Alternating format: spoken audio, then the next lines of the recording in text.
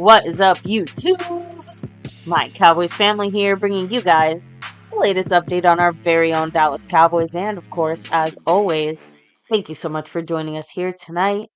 And of course, take a second to hit like, subscribe, hit that notification bell, follow us on all social media at My Cowboys Family, and hop in the Discord. Link is in the description box down below. We do have some Dallas Cowboy things to talk about. It's been a little bit. Some shout outs to give, yes, and then some minor little updates. And of course, can't wait to dive into all the actual moves. Actual moves that the Cowboys have made to discuss. We touched on a couple of them, but I want to make sure that we dive a little deeper into what it means for the season going forward. And listen, it's still that time of the football season where it's the off season. Everyone has their what ifs and what's going to happen, and let's hope. And listen, guys, let's be real here. It's all quite. Everyone's talking about this and that. We're not going to bother. I'm done taking the bait from Jerry Jones and Stephen Jones and all them. So we're going to go live when it's important, when there's something to talk about, and when there's news, info, and updates, like we always have done here for almost. Well, shit. What am I talking about? Yeah, in 1 month it'll be exactly 9 years. Crazy on YouTube. It's insane. It's insane. But thank you all for those the new people and the old school crew and all the MCFers here. My Cowboys family, as we open this up to the news, info, and updates of the last month or so, last couple of weeks, we have some people to shout out. Of course, here from the last quarter, some champions like the very own Mark Hovsepian. Yeah, a big shout out to him as the sponsor of the quarter, and shout out to him up there as the stream boss with 99 out of 100 points. That's right, and. I mean, speaking of shout outs, you can't forget about the Cash App King, Cab52. Shout out to him. And the gifting membership champion, Skeptical Fan. Always staying skeptical. Thank you very much. 2 was all he needed. And that was great. And thank you. And now those are the champions. Now, as far as the leaderboard this week, when it comes to the Cash App side of things, obviously it's empty. It's first stream. It's the first stream, right? So no one in the Cash App as of now is a leader. And when it comes to the gifting side, no leaders there either. But if you look at the leaderboard, you're going to see a lot of names up there because over the last, couple of weeks, we haven't been live, but you guys still been live. And there's still some people to shout out that are in the lead for this next quarter, so to speak. Shout out to the one and only John Luna. That's right. Yeah. Star level member along with Ozzy tied in first place. You got in third place Lavelle, silver level member, the longest member here. Justin Quarles, silver level member, and Top Dog Bay Bullies, aka Dwayne Broussard. That's the silver level crew right there. So first and foremost, guys, I want to shout out. You just heard me do some shout outs, but those 5 people right there get the Fan Friday shout out. Right? John Luna, Ozzy, Lavelle, Justin Quarles, and Top Dog Bay Bullies. And then the rest of the people on the board for this month so far, for this quarter: Gerald Swain, Darren Posey, Tony Wimbish, Alanda, Hanslu. We also have Amazing Games, Tammy Soltis, Alpha Male Pimp Nation, William Burney, JD from DC, Rory Strasner, and John Syme. So thank you all for taking the time and staying with us here even during the off season. Again, like I said, the Fan Friday shout outs have been done. Because I did shout out the star levels there. There's no over everything yet. Seabass might be joining again. We'll see. But we got John Luna and Ozzy as the star level. And we got Lavelle, Justin Quarles, and Top Dog Bay Bullies as the silver level crew. Thank you all. And thank all the people that are representing this board. There's a lot of ways to drop the love. You could do, a thanks button. You could jump into the membership side of things. There's also the super chats, obviously, here. And there's finally... when you're in the membership, you can gift memberships as well if you only are in the membership. So those are different ways of dropping the love on the YouTube side. There's the After Dark side of things. Always a little different there. But hey, this is the different ways you can drop the love away from the YouTube side, baby. Burn it down. Of course, you have, the Cash App Money Sign My Cowboys Family, the Venmo at My-Cowboys-Family, the regular PayPal link, but the Streamlabs link lets your comment show up on screen just like a super chat would. That's right. So, as we roll on here, guys, and again, I'm just shouting out the star level. There's a reason why we start the star level, especially every single night we go live. Star level and the over everything level. They have a membership here. If you're in those memberships, If you have in the over everything, you get 2 raffle entries. If you're in the star level, you get 1 raffle entry. We only have 2 people in the star right now. It's the off season. So there's 2 people in this raffle right off the bat. And Yeah. then you have, of course, the weekly winner. This is the quarterly winner, which is, of course, the man, Mark Hosepian. So he's in there with the bonus entry as well. It's 3 people, right? And then we also have 4 names we're going to draw out of a hat tonight. Out of everybody who basically donated however many times to hit the goal. And you can see there's a goal set up right now. In the top of the chat there, we have 20 spots. If you give $5 or more through the super chat and we hit the 20 mark, that goal, you'll be put into the next raffle that we do for these jerseys. And when I say these raffles, you're basically getting entry. You're getting a chance to get entered into this specific, because monthly jersey raffle. It's a quarterly jersey raffle, Yes. obviously. So, yes, the weekly winner, we had 1. That was Mr. Marco Sepian. We have the star level members, John Luna and Ozzy. And then we're going to have 4 people. We're going to basically, I say draft. We're going to do a raffle tonight.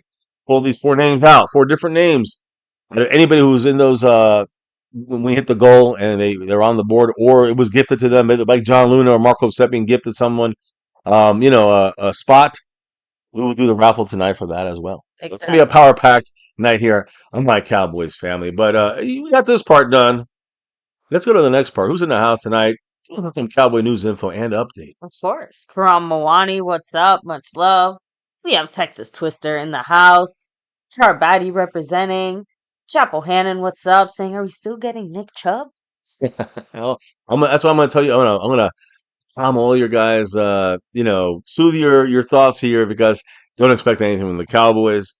Trust me on this, but we'll talk about it. Traveling Fools, what's up? Traveling Howdy Fools, to you yeah. as well. Hell yeah. Let me see. Meatball Ron, hello and hi. Yeah, definitely excited to talk about it since, like I said, both of our teams will be in a certain position, right? Jose Martinez, hello and hi. What's up with you? Much love.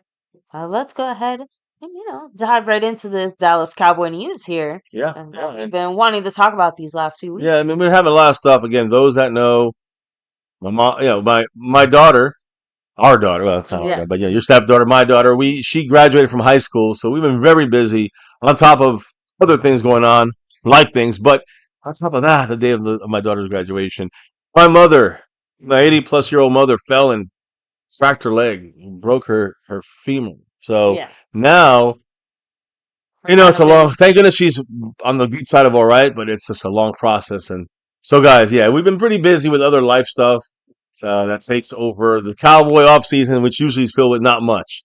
But we do have more to talk about this off season than most off seasons. I gotta admit. Yeah. Does that make a difference? We'll discuss it and more. But let me get started with some NFL kind of news, and overall kind of stuff here. I just want to say, legendary ESPN news anchor Chris Berman joined ESPN after right after, like a couple of days or weeks after their September 7th, 1979 launch, ESPN there in Bristol, Connecticut. They've extended his contract. So again, yeah, and he's going to basically be, by the time we hit 2029, if he's still around, he'll become ESPN's first employee to celebrate his 50th anniversary with the network. Just thought that was interesting for those Chris Berman fans out there. I know I grew up listening to that. Mumbling, stumbling, And then you got some interesting information from Bill Belichick's side of things and coaching North Carolina football. Things have gotten really messy between Bill Belichick, Jordan Hudson, and the University of North Carolina. That the word is that there is, quote, a absolutely real chance of Bill Belichick not being the head coach by the time week 1 rolls around for North Carolina. That's crazy. And if that happens, that would mean that he would be available next year as a head coach. I'm not saying he's coming to Dallas. I'm just saying, how I feel about this. I guess. You know how I feel about this. As long as you have Dak and you have a set team kind of almost to that point, like if you had a couple of more guys like Pickens, if we had done better dealings in the offseason and could have afforded a couple extra guys now, I'm just saying, like, that easily puts us in the running there. And to me, you need a guy who knows how to take us over the top as a coach. That's just me. Because right now, short term, that's the only name I see. Anybody else, it's a work in progress, in my opinion. And that goes for any coach out there going to jump in here. It's going to take a couple of years to get used to things. So by then, Dak's gone, and this guy's gone, and that guy's gone, and then we got a new team. So I know. So that's all I'm saying. I'm just saying, like, Belichick can come in here. He's one of those plug and play pieces, kind of. Again, if it even happens, I doubt it. But again, I'm just saying there's some issues going on in NC, North Carolina, and Bill Belichick and his I coaching mean, I feel like tenure there's just there. issues going on with Bill Belichick. I don't I know. guess that's a discussion for another I don't time. know. It depends if With his girlfriend. that's what it depends if you call that an issue. Anyways, the thing is that speaking of girlfriends, a tush push. Although it's in Phillies, so it's not girlfriend. But there was a ban of the tush push from Philadelphia from the Eagles, right? The Eagles tush push they made obviously famous and tush pushed into a Super Bowl. But I think the Chiefs put it out there to like say, let's ban this shit. And today, or not today, but early, these last couple of weeks, Mm-hmm. when the owners met, it was basically shelved. They did not receive enough votes at the league meetings in Minneapolis. So the tush push, remains alive for another year. There'll be more tush pushing this season, maybe. Can't wait. Especially in Philadelphia, where it's the king and queens, if you know what I mean, of the tush push there. So, anyways, Yeah, they really know their way around they that know how tush to, pushing. in Philly, they know how to push the tush, I guess. So, anyways, so for the Cowboys, we had a guy return a couple years ago. Returned was it last year? Or was it last? Returned that 2 years ago. Returned that first. Got our first points of the season Mm-hmm. for the Cowboys. Amani Oruwari. You remember we got him right away for I think Kelvin Joseph, and then blocked Pickens Giants opening week, won, and then he ran back to the block kick all the way for a touchdown. Got our first points. That was 2 years ago. Today, the Tennessee Titans, well, not today, but these last couple of weeks, the Tennessee Titans signed cornerback Amani Oruwari to a 1-year contract, addressing a key need in their roster. I'm assuming special teams are like 14th string cornerback. I don't know. But last year, he spent, of course, the season with the Cowboys. He started 6 of those games last year. He has 10 career interceptions, 6 interceptions, 11 pass breakups in 2021 with the Detroit Lions. That was his best year. And then he kind of went off the map there. So again, fell off the map. Cowboys didn't get anything out of him. Now, speaking of the Cowboys, now we're done with some general NFL news. Hard Knocks, guys, Oh boy. back in Dallas, but different than you think it usually is. The Hard Knocks is going to be done by it's in season Hard Knocks, not a preseason Hard Knocks, Yeah. and it's going to be in season starting. I think they're going to start putting it on HBO Max on a weekly basis starting in December. Which they picked a division last year. They picked the AFC Central. This year they picked the NFC East. Of course, that's why we're bringing it up. So it's going to be the Cowboys, the Eagles, Washington Commanders, and New York Giants. Those are the 4 teams that they will be following basically in the second half of the season into the playoffs and beyond. We'll see if our Cowboys get in there at all, get there close at all. I don't know, but either way, I don't like it. You know how I feel. Any quick thoughts on that, Vinci? I kind of I said hear in the chat, of course they picked us. We really are the most interesting franchise right now. Unfortunately, between whatever the heck is happening in the NFC East, Yeah. along with the fact that, yes, the Eagles obviously won the Super Bowl. Yeah. So I'm just trying to say that those factors going on, and yeah, let's be real, the star power is a big draw here because win, lose, or draw, everyone is going to want to tune in to see Yeah. what's going on with the Dallas Cowboys along with everyone else. Yeah, I mean, again, So, yeah, it is the all eyes on me, America's team. That's that's like, you one of have the things 4 that kind of different storylines. You have like the really good team with the Eagles. You have us as like I said, we're the star power. Oh, David J, thank you for subbing it up. hey, We Mr. appreciate it. Contreras in the house. Welcome to the family. So yeah, outside of that, obviously you have Washington with the whole, Dan Quinn and kind of all the Up new and coming, management. and the quarterback, up and Exactly. coming team. And the hot mess that is the New York Giants. Yeah, That's just fun to watch. I guess. But Like, I will. literally, the hot mess part is I will say this though. I mean, again, we don't know what the Giants are going to look. All I'm going to say, I'm not going to get into this. This is silly, like with the Hard Knock stuff. To me, it's about the Cowboys. The cameras around. It's just more. I know people are going to say, "Oh, we're used to that." I've heard this shit over and over again. Yeah, of course, we're used. The Cowboy players and people around there are used to the Yeah. media in their face with America's team. Always, even when we suck, we're still limelight. We'll talk about the schedule in a minute here. The new schedule just came out, but these are the things I'm trying to say. Is like along with the Eagles winning the Super Bowl, which added to the NFC East star power, you can say, and the Commanders, a game away from the Super Bowl. I mean, we're seeing a lot of these teams kind of from the NFC East really become up and coming or a real play, taking it deep into the playoffs. Will it be us? It didn't look that way. And it still don't look that way. I'm going to be honest, as like let's say the Eagles may, or even the Washington Commanders may look, but we definitely have improved our team, and I'll explain that in a moment. But first, I want to talk about the schedule. We're Yes. doing it with the Hard Knock schedule, December on HBO. Cameras in the Cowboy faces and all the locker rooms of the NFC East. We'll see how we can handle it. Now, let's see how we can handle. How about more importantly, how can we handle our schedule for 2025 right here?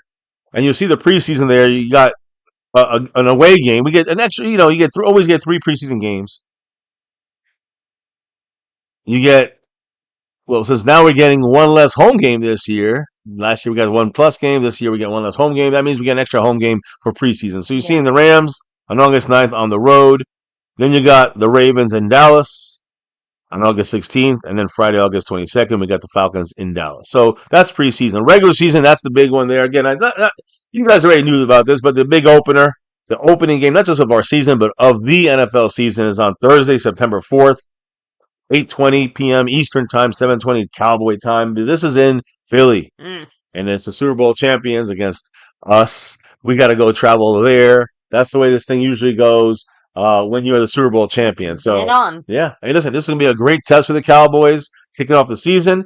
All the teams are kind of like, not there yet. Even the Eagles, everyone makes moves and gets on that field. So that's the best chance to beat the Eagles, in my opinion, especially that usually we play them at the end of the year in Philly in cold weather or snow. Yep. And it gets even harder. So I like the Philly game starting off.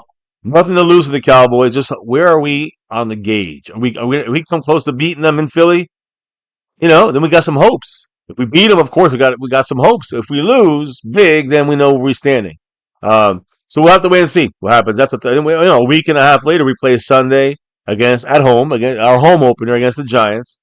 Then we go on the road to Chicago, back home to against Green Bay, which again, cold weather team like the Bears, good early in the season, out of the way. Eagles out of the way. Green Bay. In Dallas, we knew that was going to be that way no matter what. In New York with the Jets the following week, and in Carolina, both on the road. Still, we got October 5th, October 12th. Not too bad with the weather. And, it's not too bad with the teams. Although, knock on wood, we don't know what this is going to look like, right? These teams might be better or worse than we think. But the Jets and Panthers on the road, sandwiched between the Packers at home in Dallas there, and then those 2 road games, and then Washington. That's a toughie there. But it's in Dallas in the afternoon. So, Washington in Big D. October 19th. Week after that, Mile High. And I'm telling you, last time I remember doing the game from there, our Cowboys were gasping for air the whole game. Yeah, we got our asses kicked. So, yeah, we got embarrassed. Zeke was embarrassing in that game. So, the Broncos, I don't know how good or bad they may be, but it's tough to play Mile High. And, that game is on the road. Then we go back home Monday night against the Cardinals and a bye week. So, again, I love what the bye week is. I think it's week 10. That's comfortable. It's much better than usual. I don't like it at week 7 or earlier. That's just too. And you usually get stuck with it earlier. This time it's a little later. I like it better. Like 7 or 8. Yeah. So this is like I said, I really like this better. The Monday game against the Cardinals is funny. We get a bye week, and then we get another Monday game. So basically, back-to-back Monday night games. That one against the Las Vegas Raiders on the road. So it's in Vegas. No real deal with the weather there in November. And then we got back home games against back-to-back Super Bowl appearance teams, back-to-back Super Bowl champions. The Eagles in Dallas.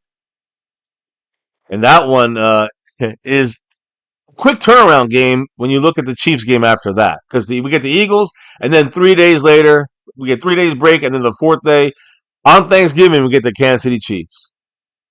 So, man, that's a rough spot right there. And don't stop there. Even though we got 2 home games, it's a 4-day stretch with these 2 teams, the 2 last Super Bowl champions and the Super Bowl appearance guys this past season. So, it's tough the NFL basically did design it, it sounds like, for greatest ass kickery there, unfortunately. They may make us go back on. Then they make us go on the road and play in Detroit on December 4th. And that's a night game, a Thursday night game. So we got back-to-back Thursday night games there as well. Then going Sunday night against the Vikings, but we're at home. A lot of home games at the end. That's the one good thing.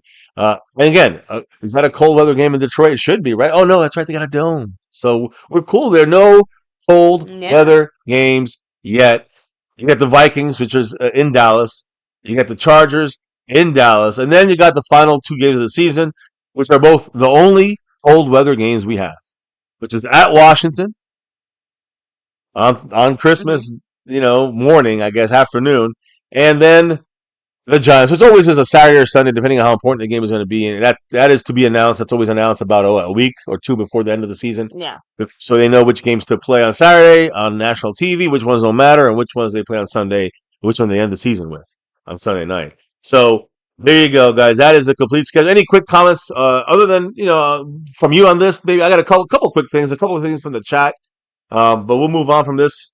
I just want to quickly touch on the schedule. Yeah. Any quick So thoughts by you? yeah, for me, I mean, I'm just surprised that it actually works out a little bit to our advantage because some of these teams, usually, like you kind of mentioned, we'd play these games and we'd play them in the cold. Right. So we're getting a lot of these games early in our schedule Tough when schedule, it's though. not going to be it is a tough schedule. That's what I'm saying. It's tough either way, but the only small advantage I can see right off the bat is at least the weather should hopefully be a little bit on our side. I also want Other to. than that, we don't really know enough about these teams yet because hello, it's barely June.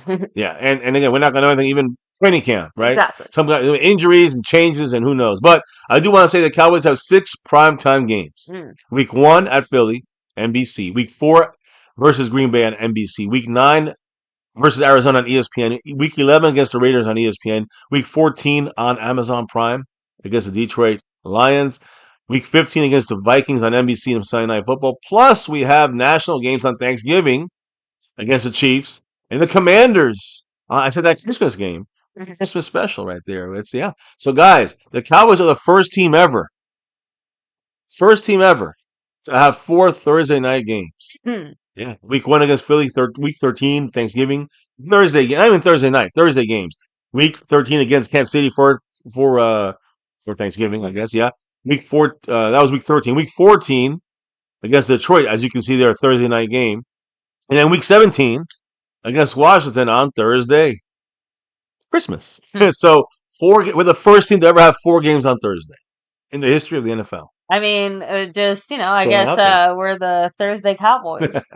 They love us because, hey, we also have officially 3 games on NBC's Sunday Night Football. You see there, week 1 against the Eagles, week 4 against Green Bay, week 15 against Minnesota. So they love us.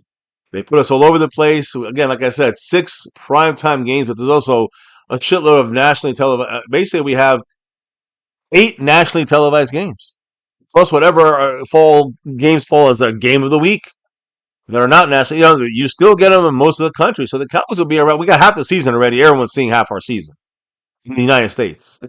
Everyone's seeing half our season, and the other half of our season Yeah. will still be on our game of the week. So we're going to see basically probably like 12 out of the 16 out of the 17 games on national TV. So a little YouTube, a little streaming here, and then you got all the games. So listen, I will say this last note from me, and then you can hit the chat real quick on a couple comments. But listen to this. From Thanksgiving, as you can see there against the Chiefs, and again, that's on that 4 days after we play the Eagles, you get the Chiefs. After that Thanksgiving game against the Chiefs, or I say from Thanksgiving through Christmas, which is that Washington game, the Cowboys have a 6-game stretch against teams that went 81 wins, 21 losses last year. The Eagles, of course, 14-3. The Chiefs, 15-2. The Lions, 15-2. Minnesota was 14-3 last year. The Chargers, 11-6, and Washington, 12-5. That's a tough fucking stretch. And again, if you even go, I guess I'll say, November 23rd, you can even go back to that. I guess it's before Thanksgiving. I say Thanksgiving. That Eagle game before Thanksgiving, in that 4-game quick stretch with those 2 teams, all the way till we get to Washington. Some tough games out there. 81 wins, 21 losses against his opponents from last year. So again, I know things change and things can be completely different, but that's the way things look. Well, now, what's the chat saying? Ramon said Eagles and Chiefs back to back. Oh goodness! I'm telling you. Seabass said the schedule's 5th toughest in the league. This weather in those cold games is going to be eye openers. Yeah. So I don't disagree there, but like I said, at least a few of those games there. Karamwani said it too. At least we're not playing Chicago. At least we're playing Chicago in September. Could have been way worse. Right. Seabass said the only team to get this many opponents that were successful this year, basically us. So okay, but you gotta remember though. Now Go ahead. Go ahead. The other kind of question Seabass threw out there is Pickens should do well in the cold. Pittsburgh, I'd like to believe, is predominantly cold. Yeah, It is. so So the thing is this, for me, Pickens is more of a factor in the cold if we make the playoffs. Because we probably playing in the that'll be a cold bigger factor in than yeah. Philly or in some place where it's going to be, Washington, Yeah. where we're going to need to have a guy who can catch that, make those catches in the cold. But I'm not worried about the cold at all. 0.0 this year, even with Pickens. Brady can catch in the cold. I know he's used to it in Pittsburgh, and I agree 100% with Seabass. Still, does not make much of a difference in this schedule, except for Washington and New York at the end of the season. At Washington, at New York. Those are the cold weather games. I look at more what's going to happen in January in the playoffs if we get there. Those are the cold weather games that Pickens may actually be the biggest factor for it, in the sense of like rising to the occasion when we need someone to pull down that football in 9-degree weather or in snow, because he's used to it from Pittsburgh, right? It's a great point by Seabass, and the first drop of the night, and maybe the first of 20 to hit that goal. Yeah. Colin Richard in the house. Much love to him. He dropped that 5 on it. What did he have to say? With the timing of the schedule, we're going to have to use a lot of player rotation to avoid injuries. Lots of Thursday night games means a short week. Yep. So short week and short weeks, but then also long weeks. If you look at the Thursday night games, I do want to point out one thing: that Eagle game doesn't hurt us. Yeah. Because it's a long week now. We get an extra 3 days for the Giants. Right? Look at the next Thursday night game. It's against the Chiefs. Now that problem is that we get the Eagles 4 days before that. So Eagles and the Chiefs. That's where that Thursday night kind of hurts us. But that's the short week. That's going to hurt us no matter what. That short week is one that we're always kind of used to because we always play that. We always have a Thanksgiving game. We always have 2 games in 4 days. It just happen to be the toughest fucking teams in those 2 games, in those 2 weeks. But we're also at home. I will say this, though. Are we having a short week after that Thursday game? No, actually, it's a normal week because we play another Thursday game the following week. And then we play a Sunday night game. So in essence, we really have, 1 week. I guess let me see this Thursday game. But yeah. So there's 2 weeks we have Thursdays that hurt us. Yeah. And that's the Thursday against the Chiefs, which because the Eagles a short week. But then we get a regular week after that as well, a 7-day week. We're fine on the second half. It's that Washington game as well. Christmas game is the aberration. Well, it's right. That's the one we didn't expect. So that Thursday night there on a short week, we can always get our Thursday game, right? Mm-hmm. On Thanksgiving. So that we know is coming. The Philly one at the beginning of the year, fine. That's of all Thursday night games. That's the week has been going now. We're in that week already. Yeah. It goes all the way to September 4th, so we're fine there. True. Karamawani also pointed out, we do have a slightly shorter week because of the 2 back-to-back Monday games. Right, that's true too. It gives a lot. So just throwing that out there. I wanted to mention also Seabass's comment too when we're done, because I think I got 4. What's up? Hey, we have Akeem Sears in the house. I want to shout out Howard Washington. Missed all of you guys here too. Yeah. Devontae Alvarez, shout out to you. I mean, hey. I don't know, hopefully 12-5, but we're not here to even begin to predict schedules just because we don't even know what our team looks like. Listen, anyone else schedules and stuff right now. I don't know what predictions. I mean, but Calvin Richard brings up a good point. That player rotation is going to be important, which is why some of the moves that the Cowboys either have or have not made obviously are going to impact that, like always. So, how much change is actually happening so far? Because to give them a little bit of credit, there's been a little bit more movement here with the Pickens move than you normally would expect from the Cowboys. I don't know how much that's going to translate into success. We're going to have to see in the Schottenheimer edition as well. Hopefully you guys all stick around to, all the way through to the stream, because towards the end I do have some Schottenheimer culture things that I wanted to touch on. That's the end of the stream. Again, we're not going to waste time with quotes. We're talking we used to do a lot more quotes and a lot more details and deeper dives. There's no need. We know the Cowboys bullshit. We all know. We're doing it for 9 years on YouTube. You guys know it. We know it.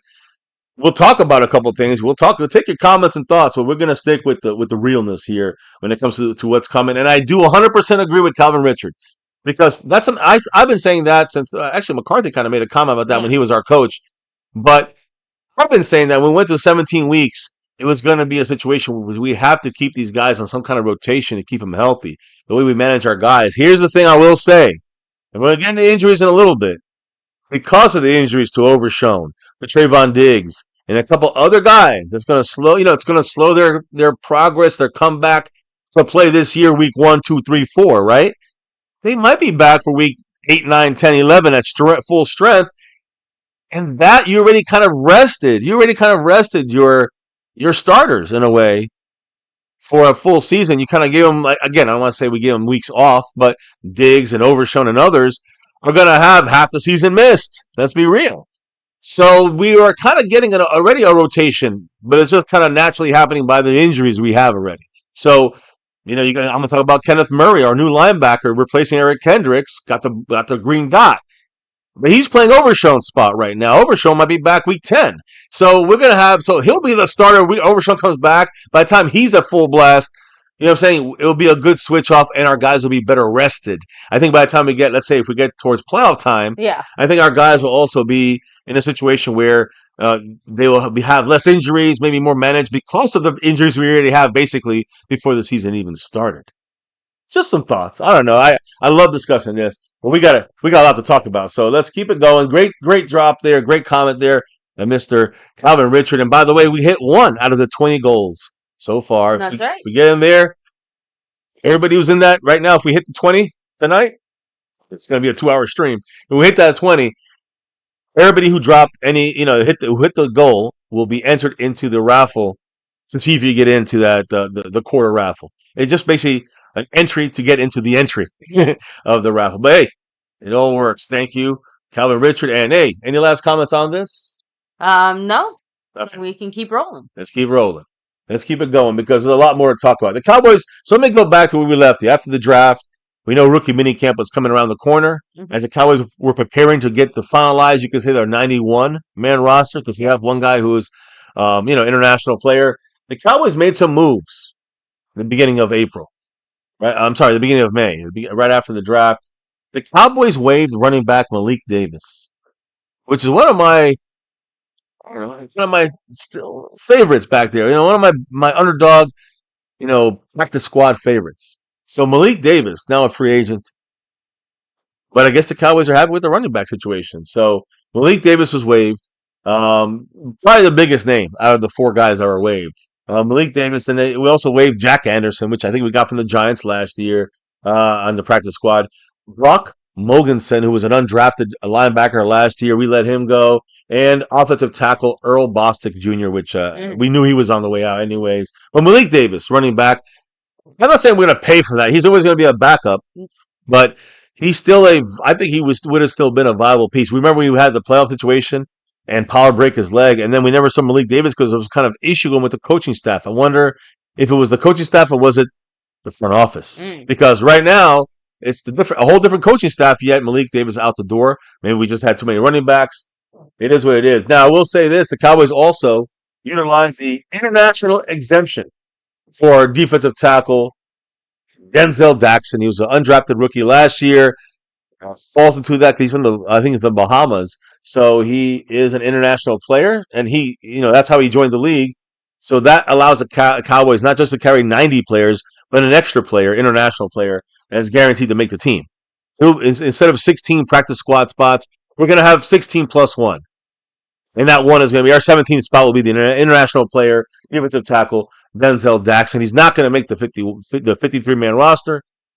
We just know this, guys. I know you're saying, how do you know this, MCF? Unless he plays incredibly out of this world and he makes the team on his own, he ain't going to be on the 53-man roster. He's in an extra bonus spot we have for a guy to develop in a 3 to 4 year span. And this is his second year.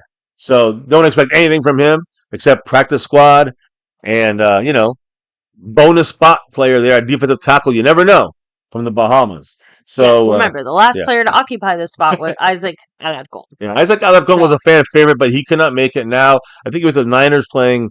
We got him playing defense for a little bit, from offense to defense. And I don't know how much he's doing in the league right now, honestly. But he's not I don't think he's on a 53-man roster. He might be on a 90-man roster, but I doubt he makes any 53-man roster, unfortunately. But hey, he gave it a great go, and we loved the guy when he was here. In this little draft we had here, you can see the players. I do want to announce the jerseys, officially the jersey numbers for our draft players and a couple others as well. So I just want to clarify, for the rookies, you won't see any, for those that don't know, and every year, this is our 9th year doing this, 10th year really, actually our 10th year doing this. in the sense of going through the off, because we started literally right now, like at the Yes. off season. So this is our 10th off season. As you know, and we knew this before we did this. Mhm. And true Cowboy fans know that the Cowboy rookies never wear stars on their helmets. They have to earn the star. That's always been a thing since the damn Tom Landry days. It feels like, or Jimmy Johnson days. So my point is that rookies do not wear stars on the helmet until they make the team. So once they make the team, of course, they get issued their standard helmet, and there's that star. But you can tell the rookies, you can tell the veterans. The veterans, even if you played on another team and came to this team, you still get the star. Rookies have to earn the star. So rookies don't wear stars, but of course that's part of the process of becoming a Cowboy player. But they're all issued a jersey. Now I want to make it clear: don't go out there and start buying jerseys yet. Wait until all the cuts are done, right at the end of August there after preseason. Because then, whenever the cuts are done, new numbers open up, and star players, sometimes change numbers. And then you bought that new jersey for nothing. You know what I'm saying? So, anyways, the thing is this, guys. Some players will it does make sense for these numbers. Will make 100% sense. Some of these players will change it this year. Some of these players will change them in the next couple of years. But what is it, like 2 Fridays ago? Cowboys announced jersey numbers for the rookie draft class. I think it was right before 3 weeks ago, right before the mini camp. Yeah. So when we look at these guys, Tyler Booker, got number 52, which is normal. That's his number in college. Donovan Ezuraku, got number 41. That makes no fucking sense. But like I said, expect his number to change after the cut sometime. Savon Ravel, injured cornerback with the knee. He got number 27. That number does kind of make sense for now. Now, in a couple of years, that might change. There we go. We don't have a 4th rounder. 5th rounder is Jaden Blue, running back. Mhm. He gets the old Herschel Walker number 34. So the running back 34 could make a little sense, although he's a little different than Herschel Walker was in play style. Shamar James, also another 5th rounder. He gets the old Sean Lee number 50. So Shamar James, see it back in action, I guess. Yeah, back in action. Shamar James. Last time, he didn't cut it. I forgot his name. He was one of our surprise picks. He got number 50, and he was a practice squad guy for his couple years with us. But now we got Shamar James from Florida Gators. He's gonna be on that teetering on making this team. That could be a number that comes available. Oh, he's a practice squad guy. Either way, that's where I see him. Now we got Ajani Cornelius, offensive lineman. He gets number 69. Yeah. He'll probably that number means nothing. He'll probably keep that on our practice squad. Jay Toia, who's a defensive tackle. That we're gonna talk a little bit about him. He showed out a little bit in rookie camp, being a big body. Yeah, we gotta see him against actual NFL players though. He gets number 93. We like to see that was that's a good strong number. Yeah, same guy got last year. Did a good job. I can't believe I forgot his name now. We got him from the Vikings, right? Oh fuck, I forgot his name. But 93 did well for us last year. Toia, rookie, he's getting number 93. Running back, Phil Maffa, the more power running back. He gets number 37. That can definitely change. And then our last pick in the draft, 7th rounder, Tommy King Besot. He gets number 72. The old Ed Tuttle Jones number there. I don't know if he'll stick with that one unless he shows out. So again, guys, look, we knew from the beginning Tyler Booker was going to get 52. Press conference the next day, they already announced it. I think Shamar James, I think we discussed that, but he got number 50. It was hanging in his locker, or he announced it. He was going to assign number 50. I think he announced that on an Instagram story. So again, the Cowboys, numbers are set for now, but remember, those things are going to mix around. Jaden Blue in 34 could be weird, being the Herschel Walker mindset, but definitely Ezuraku, our 2nd round pick, wearing 41 as an edge rusher. That ain't staying. I don't see that staying there. So once roster cuts happen, we'll get some new numbers for these guys, for a couple of these guys. I do want to stick with the rookies for a minute and reiterate the fact that we signed every single rookie on this list except for one, Donovan Ezuraku. And the reason is, well, it started with Tyler Booker. Immediately, boom. These guys have a set kind of signing skeletal kind of format for every rookie except for second rounders. Yeah. Is the only one that they have that issue with. And it's always second rounders take the longest. I think second or third rounders. Maybe it's third rounders. I don't know. But either way, we got our 3rd rounder signed. And got everybody signed except for Donovan Escalapo. I think it's second round or third round. Yeah, so Either again, way, for us right now, it's the second round. yeah, so. right now, yeah, we finalized all the contracts with all the draft picks. First round draft pick Tyler Booker signed a 4-year deal worth $22.5 million. So take that, divide by 4. He also got $13 million in a signing bonus portion of things. And Booker's basically, we're both on the same page. And he said this during his walkthrough that, contract is something that we knew, he knows got to get done. And it's set in stone already, kind of the format's already set in stone. And he was worried about getting to work and getting the rookie mini camp and getting his head in the game. So that's a great, he didn't care about the contract, is the point there. Like I said, out of the 9 draft picks, the only one we have not officially signed as of yet is Donovan Ezuraku from Boston College, defensive edge rusher, currently number 41. Now, I will say one last note here about these rookies. That running back we all talk about in the 5th round, pick 149, Jaden Blue from Texas. I think we need to temper our expectations. I love what he can do, but everyone goes crazy. He went crazy. Deuce Vaughn, and he looked good in preseason, and we still have to temper our expectations when the real guys come on that field. But Jaden Blue's bigger and faster than Deuce Vaughn, so I expect him to replace Deuce Vaughn on the roster. Kind of a big splash. But you know who? So far. Do you remember who was from our Schoonmaker and Deuce Vaughn were picked from our class of that year? Yeah. You go into the Panini future rookies and stuff like this, right? And because our first pick was an offensive lineman. So the Cowboys were like, I think it was Tyler Smith that year. My point is the Cowboys got Tyler Booker this year, offensive lineman. He was not picked. Edge rushers, not really picked. They usually pick more of a, receiver, running back, skill position type guy. Quarterbacks, of course, for this NFLPA Rookie Premier, which is under the Sports Cards Panini. They picked only one Cowboy, and that's Jaden Blue. He's the spark plug of the Cowboys draft, you can say, as far as the way it seems or looks. So again, he actually, if you see our short we posted, guys, you see Jaden Blue actually has his uniform with the star. The first time you can see him is again, he has a star. He's a rookie. It's for football cards and stuff like this. So he of course has to wear the star. But the thing I'm trying to say is that you actually see him dipped out in his entire outfit. Cowboy blue with the number 34 looked good. And he did stand out according to most people. Just a lot of newcomers there, a lot of rookies there.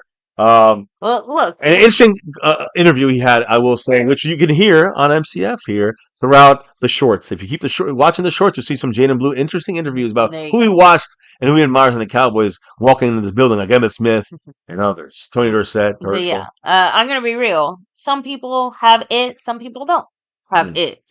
Jaden Blue has it. It's not just like, he's, talented in a football way. I mean, like, him as a person and his personality, like that, it's that combined with his football aspect. So, way to go. Make the most of the opportunity and go out there and ball out. Yeah, I'm telling you. I mean, he has an actual real chance to end up in a very good position for someone that, maybe wasn't expected to do as much. I'm going to say this. I'm going to say this for anybody out there. You know how to contact old MCF here.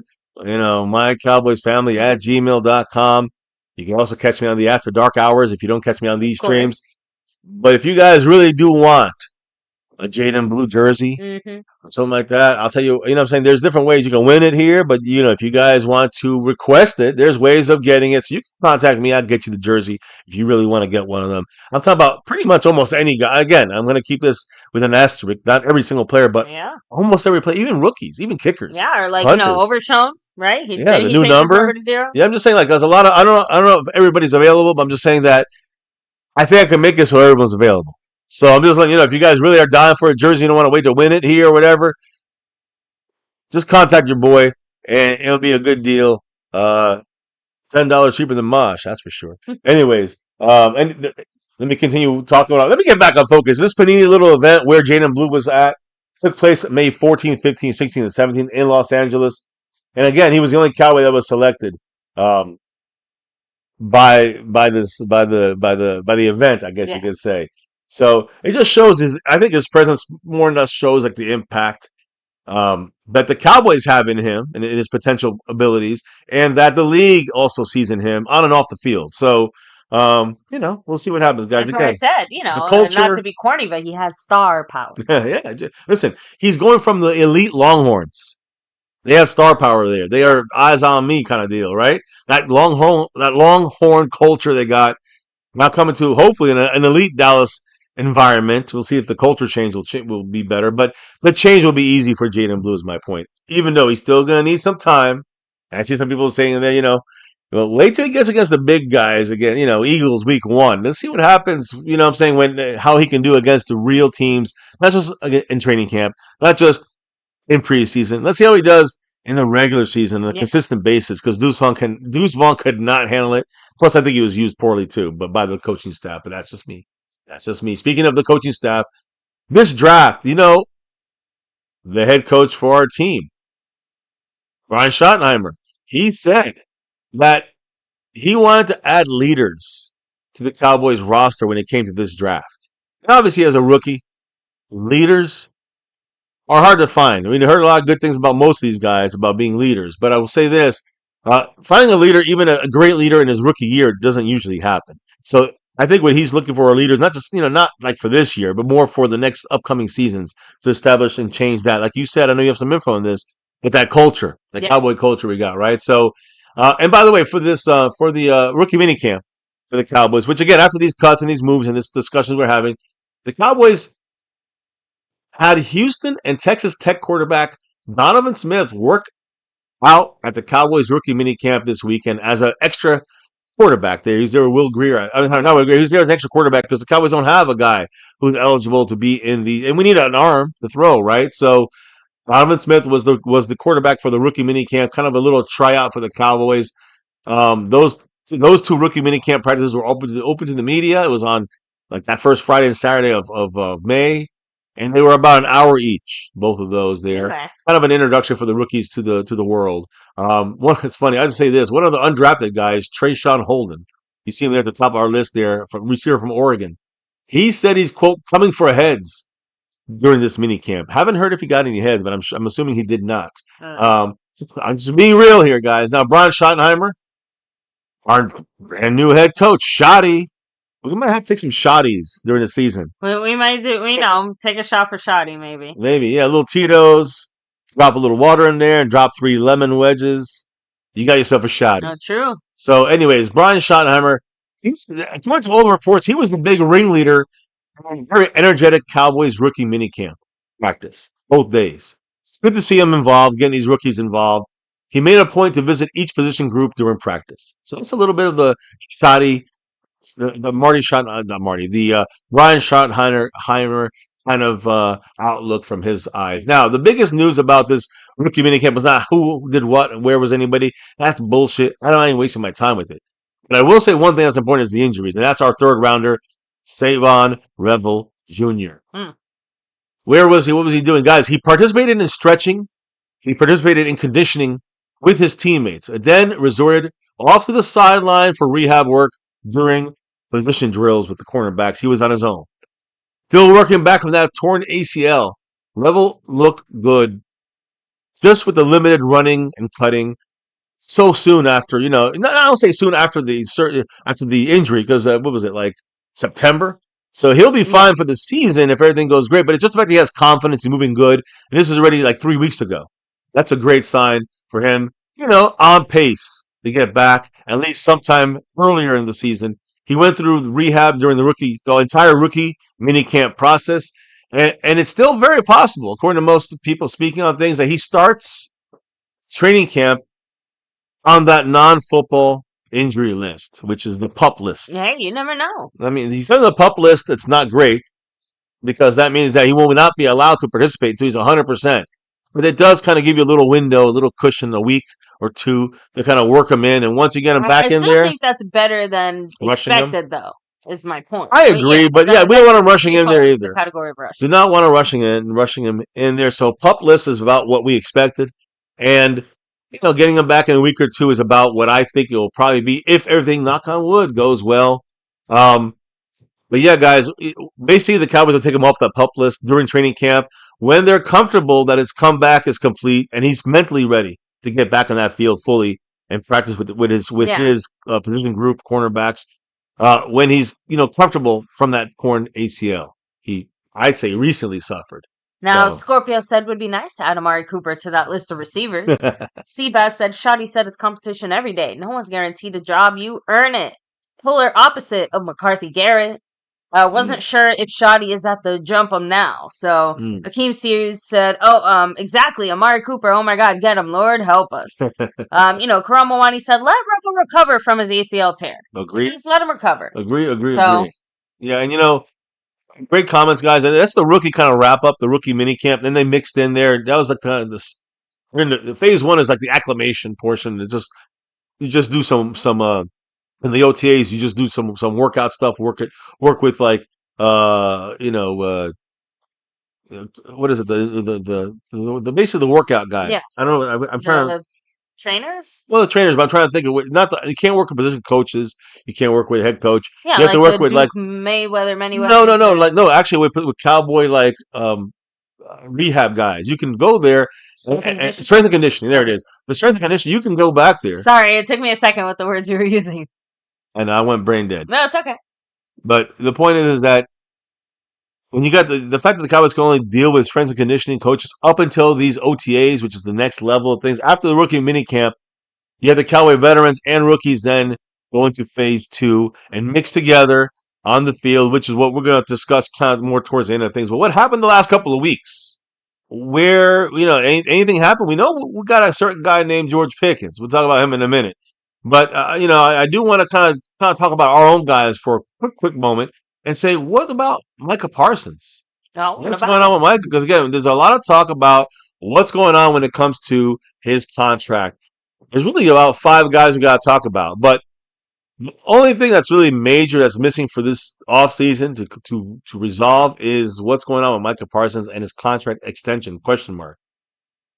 Now, a lot of people think the urgency to get a deal done falls in the front office, which to an extent I agree. But, next year he will be officially, I think after he'll be after his 5th year option, he will be fully free agent, right? If the Cowboys don't do anything about this. So again, the Cowboys, I think, have a plan. If there is no deal done this offseason with Micah Parsons, I think the Cowboys will use the franchise tag, especially, and I'm just my opinion now. No deal done with Micah. He's been in the building during the OTAs, but he has not attended the OTAs. Okay. The thing is, though, that's a normal thing. It's kind of, I know Schottenheimer kind of normalized it a little bit. Yeah, Schottenheimer even mentioned, it's not a big deal. This is optional. We had dinner last week. So, it's not like he's not staying connected to the team or to the coach or whatever. Yeah, so, that's the thing. Listen, we couldn't use that franchise tag. Why? The last bunch of years. So Dak. I'm not blaming Dak. I'm blaming the front office. They have to use that tag to hold Dak in place so that we couldn't use that franchise tag on any other player that we maybe wanted to keep here, a little longer, and so someone like Micah Parsons, who I truly believe is heading for that franchise tag, is what I think the Cowboys may try to do if there's no relative deal. Now, the other thing you got to remember is that he has 2 positions he's going to be playing here. So, where's the tag going to hit? If it hits at linebacker, Cowboys are going to get a steal. If it's an edge, we're still going to get a steal.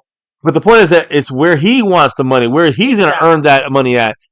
After this, the tag, we can control the tag. I think the NFLPA actually controls the tag, actually. And they do a number of, a percentage of snaps, have to be a certain percentage of snaps to be considered a piece of that or a part of that position. Okay. So I don't think the Cowboys can just determine that on their own. But it can be challenged. I think they can determine it, and then the player can challenge it if they feel like it should be challenged. So right now, a lot of things depend on what the tag price is going to be for edge rusher and linebacker, and what is Micah asking for. How does he play this year? Is he holding up?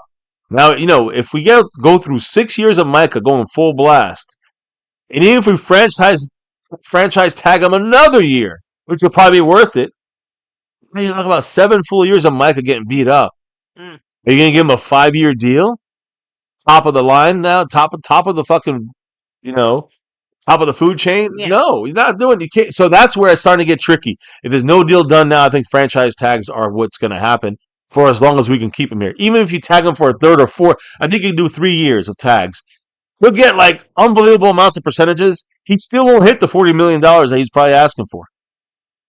Even with the 3 years of tagging, he'll never hit that number.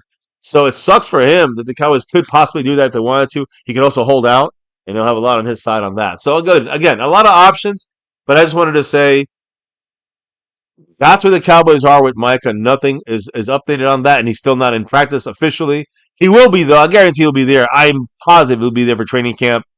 He's a leader in that sense. So I also want to say that Micah Parsons, along with Brandon Aubrey, you know Brandon Aubrey. Of course. And now Tyler Smith, first-round pick from a couple years back, offensive lineman, and our leader of the offensive lineman now, because no Tyron Smith, no Zach Martin. Tyler Smith is the superstar of that Which offensive line. Wild to think about, that we're in that next generation now, I guess. But now with Micah, he's now represented by Athletes First, which is the same people that represent Micah Parsons and Brandon Aubrey, who are, by the way, trying to get contracts. All three guys need new contracts. Brandon Aubrey, Micah Parsons, and Tyler Smith, all represented by the same group. Also, don't forget about Deron Bland and even Jake Ferguson. These guys will be free agents after this year. So I'm just saying, there's definitely 5 names I just named right there. The Cowboys got to find. They got to find a way of signing them. Now, we found the Mac Daddy here, the sponsor of the quarter, and currently 95 points in that stream, boss. Marco Seppian dropping that $2 holla. Ooh, shout out to you, Mr. Mark. What did the man say? What did he say? Damn, you all disappear. Where are you on? Aloha. Aloha. So shout out to you, Mark. Appreciate you. We kind of mentioned it very briefly in the beginning of the stream, but between little Jay graduating high school and all those types of family events and things, and my family situation with Mr. MCF's mom.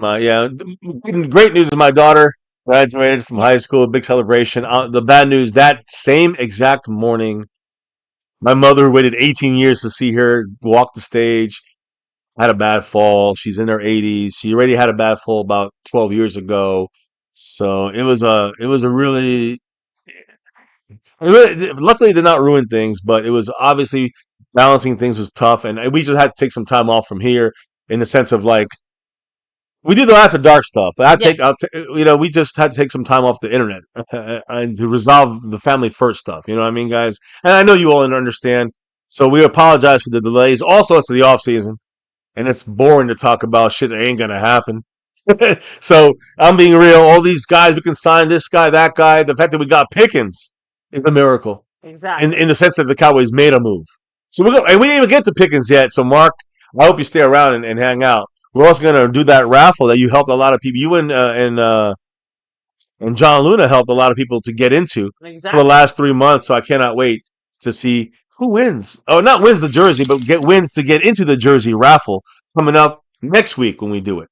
Or next week or in 2 weeks when we go live again. Marco Seppian dropped another one, a $2 holler, and much love to him once again.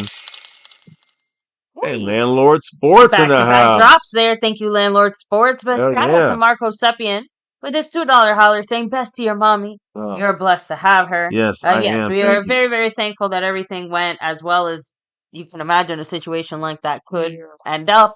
And, glad to have these types of problems that we're having now, so to speak, with dealing with all that. So, because the alternative is obviously much worse. Well, yeah, I will say, I do want to say thank you, Mark, for the well wishes. That it could have been a lot worse. Yes. She broke her femur. She broke her hip. It would have been nursing home. Femur. The good news is she's working her way back, but unfortunately today, and that's actually it was yesterday. We had to delay the stream because she had a setback, and today was a little bit better, so we were able to stick with the stream this time. But yeah, things got a little bit crazy here this off season. Would appreciate those that's the true MCFers. We're doing this 9 years on YouTube, 10th season of doing this thing. Know. And big shout outs to OG on this channel in the sense that he kind of started this thing here and a couple other channels too. He's doing his thing now. Going up. Much love to Landlord Sports. That's right. Thank you. Do you know what he said? I know he dropped that 5 on it. And by the way, by dropping that 5, Mark missed on both of them. So technically, we're now what, 2 Yep. out of our 2 out 20? of 20. So yeah, for some reason, he'll hit that goal. Landlord gets in the raffle. So shout out to Landlord. What do you have to say with that 5 on it? He said, "What's happening, MCF? It's been a long time since Yes, my sir. schedule changed, obviously, when y'all go live, but salute." Salute to you, and No, thank we you, landlord. understand. Again, Trust me. trust me, we get it. We do try to have, the occasional more daytime stream. Obviously, that's a lot easier during the season. We go live during the games and we get to see you guys, while we're Yeah, watching our we definitely go. games. No So, matter what, we go live because we will be watching the games no matter what. I mean, yes. unless it's major family emergency, but we watching the games. So when we're watching the games, we'll definitely see you guys every single week, and hopefully once a week in between the games. Yeah. Is our hope. Scorpio, I'm so sorry to hear that. He said his grandmother is in hospice after Mm. breaking her hip shortly after his uncle died in her house. So, Yeah, I mean, trust me, that is a very, very sad situation. Very difficult, and I understand the pain there. yeah, wishing the best for your family during that time because we understand, how tough that situation can be. Um, you Yeah, my, know, my mother is definitely, does not want to end up in that situation. I'm not saying it's unfortunate it happened to your grandmother there. My grandmother had the same situation as well, unfortunately. But like you said, thankfully that's not the yeah, situation your mother finds herself in, and yeah, we're very lucky for that. yeah, yeah. So shout outs to everybody Yeah. here with the well wishes and thank you guys for that as well. Um, we're keeping it cowboy football as much as we can.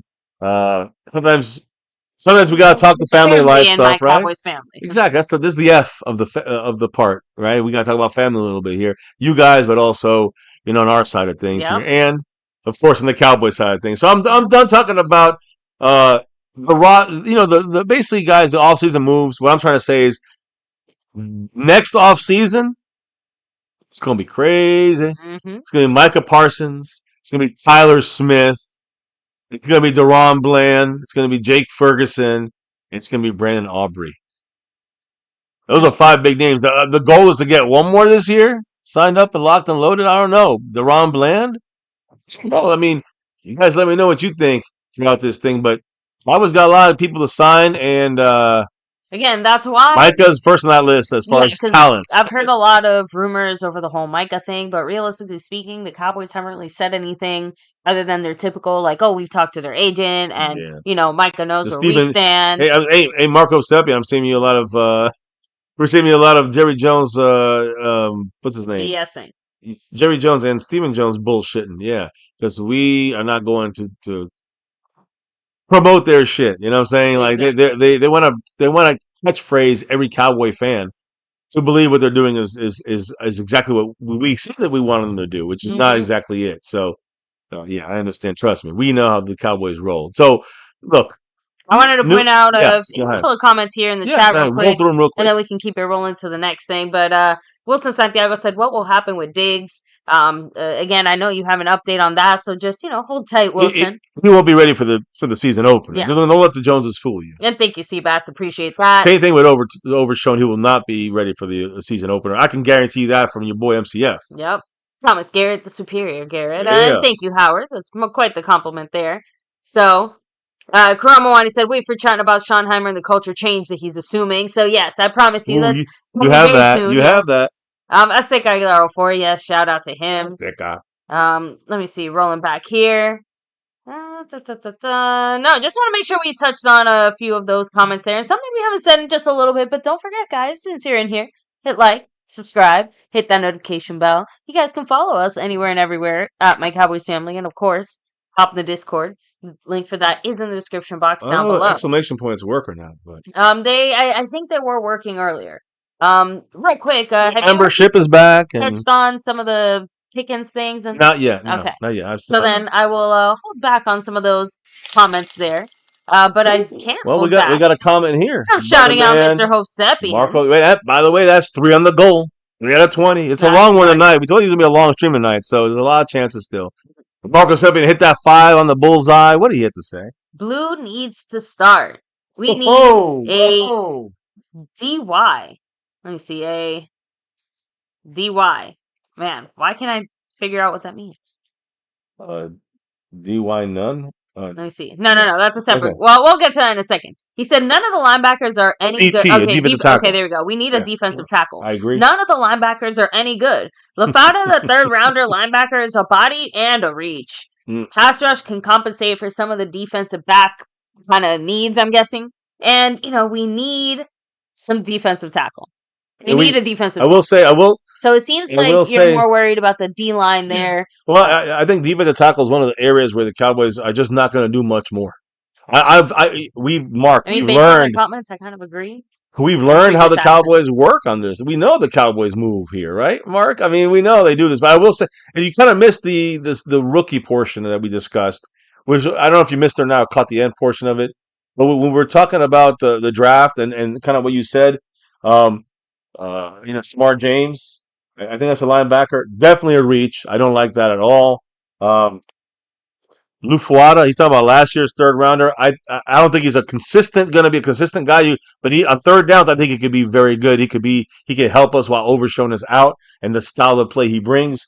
So I do think he has a role. I don't think he's a full-time starter. We got the starter. I'll show you I'll show you the defense if you really want me to. Let me show you the defense. And not that it's anything to write home about, but I'm just saying, Lufuada, who's showing as a starter, you know what I'm saying, that's a lot to say right there, but I think he will be used a lot by the Cowboys. I think Kenneth Murray is going to be the other starter to start the season, and Overshown is going to, be the starter and play fully when he comes back. The guy who's in trouble is Damone Clark in that group, is what I'm hearing as far as getting even cut. But, linebacker, defensive tackle, and I think cornerback scares me at this moment. We'll talk about this and more. Trust me, as we continue. I just wanted to touch your comments there, touch on your comments that you kind of are alluding to there, all these guys here. But yeah, pass rush, and I agree, the pass rush can help the situation with the cornerbacks. Yeah, I want to talk about the cornerback situation with you guys towards the end of this stream. You got to stick it out with me though. We got a lot to catch up on, and we're about halfway there. Marco Seppian said another 5 on it. That's right. Got Dak 4 out of the 20, 420. On the bullseye right now. What did the man say? He said, Blue can't handle a full load. That's what she said. But when you pay Dak $60 million a year, 100% guaranteed, you use the pass to set up the run. If we can't stop the run, then we are screwed. And that's the thing. If we, it sounds like stopping the run is going to be a big focus, whether we actually are able to execute that. I will listen. I'm going to bring up some stuff. I hope you're here with me, Mark, because I got something from Kenneth Murray. Okay. Basically, the environment with Eberflus, defensive coordinator, number one, first and foremost, what he's been told and what the focus is on defense is to stop the fucking run. So whether or not we're going to do it or not, I don't know. We're going to do it only the players we have right now or not, I don't know. But that is the mantra for the defense. That's the number one key point by the defense, by Eberflus. But we've heard this from Dan Quinn, and somehow we still can't stop the run, right? So it's just, what are the Joneses, Stephen and Jerry, allowing the Cowboys to go and what kind of players at defensive tackle we're going to be allowed to sign? Who is out there at cornerback? We heard about Jalen Ramsey. He's going to help us stop the run. Which, linebacker, forget it. There's no linebackers out there really we're going to make a move for. We got to work with what we got now and a couple injured guys. So we're going to, Mark, I promise, we got a little bit more to talk about here. Any other quick comments or thoughts before we keep it rolling?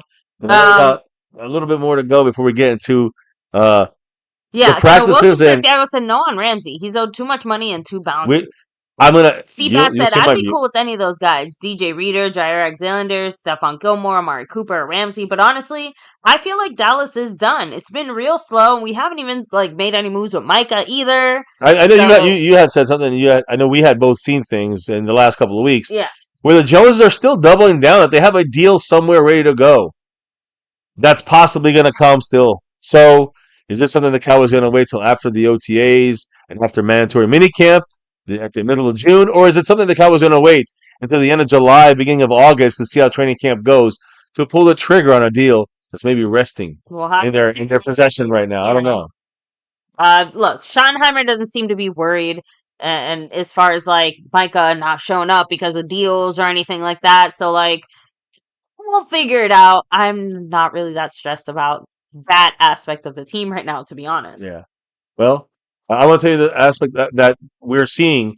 And again, This is the one little interviews by the coaches and by the players and here and there, this thing, this and that, before the OTAs that just went down now. All right. The OTAs that went down now. And by the way, I do want to say Mark Hovsepian, I don't think Jaden Blue can start, but I do think he'll be a player that will eventually start. I think he'll be a guy that'll be throwing. I think that Javonte Williams will be starting. I think we'll have. I think I heard Miles Sanders doing well. Yeah. But I think Jaden Blue is gonna be the guy that I think we got to temper expectations. But let him get going. He's bigger and better than Deuce Vaughn.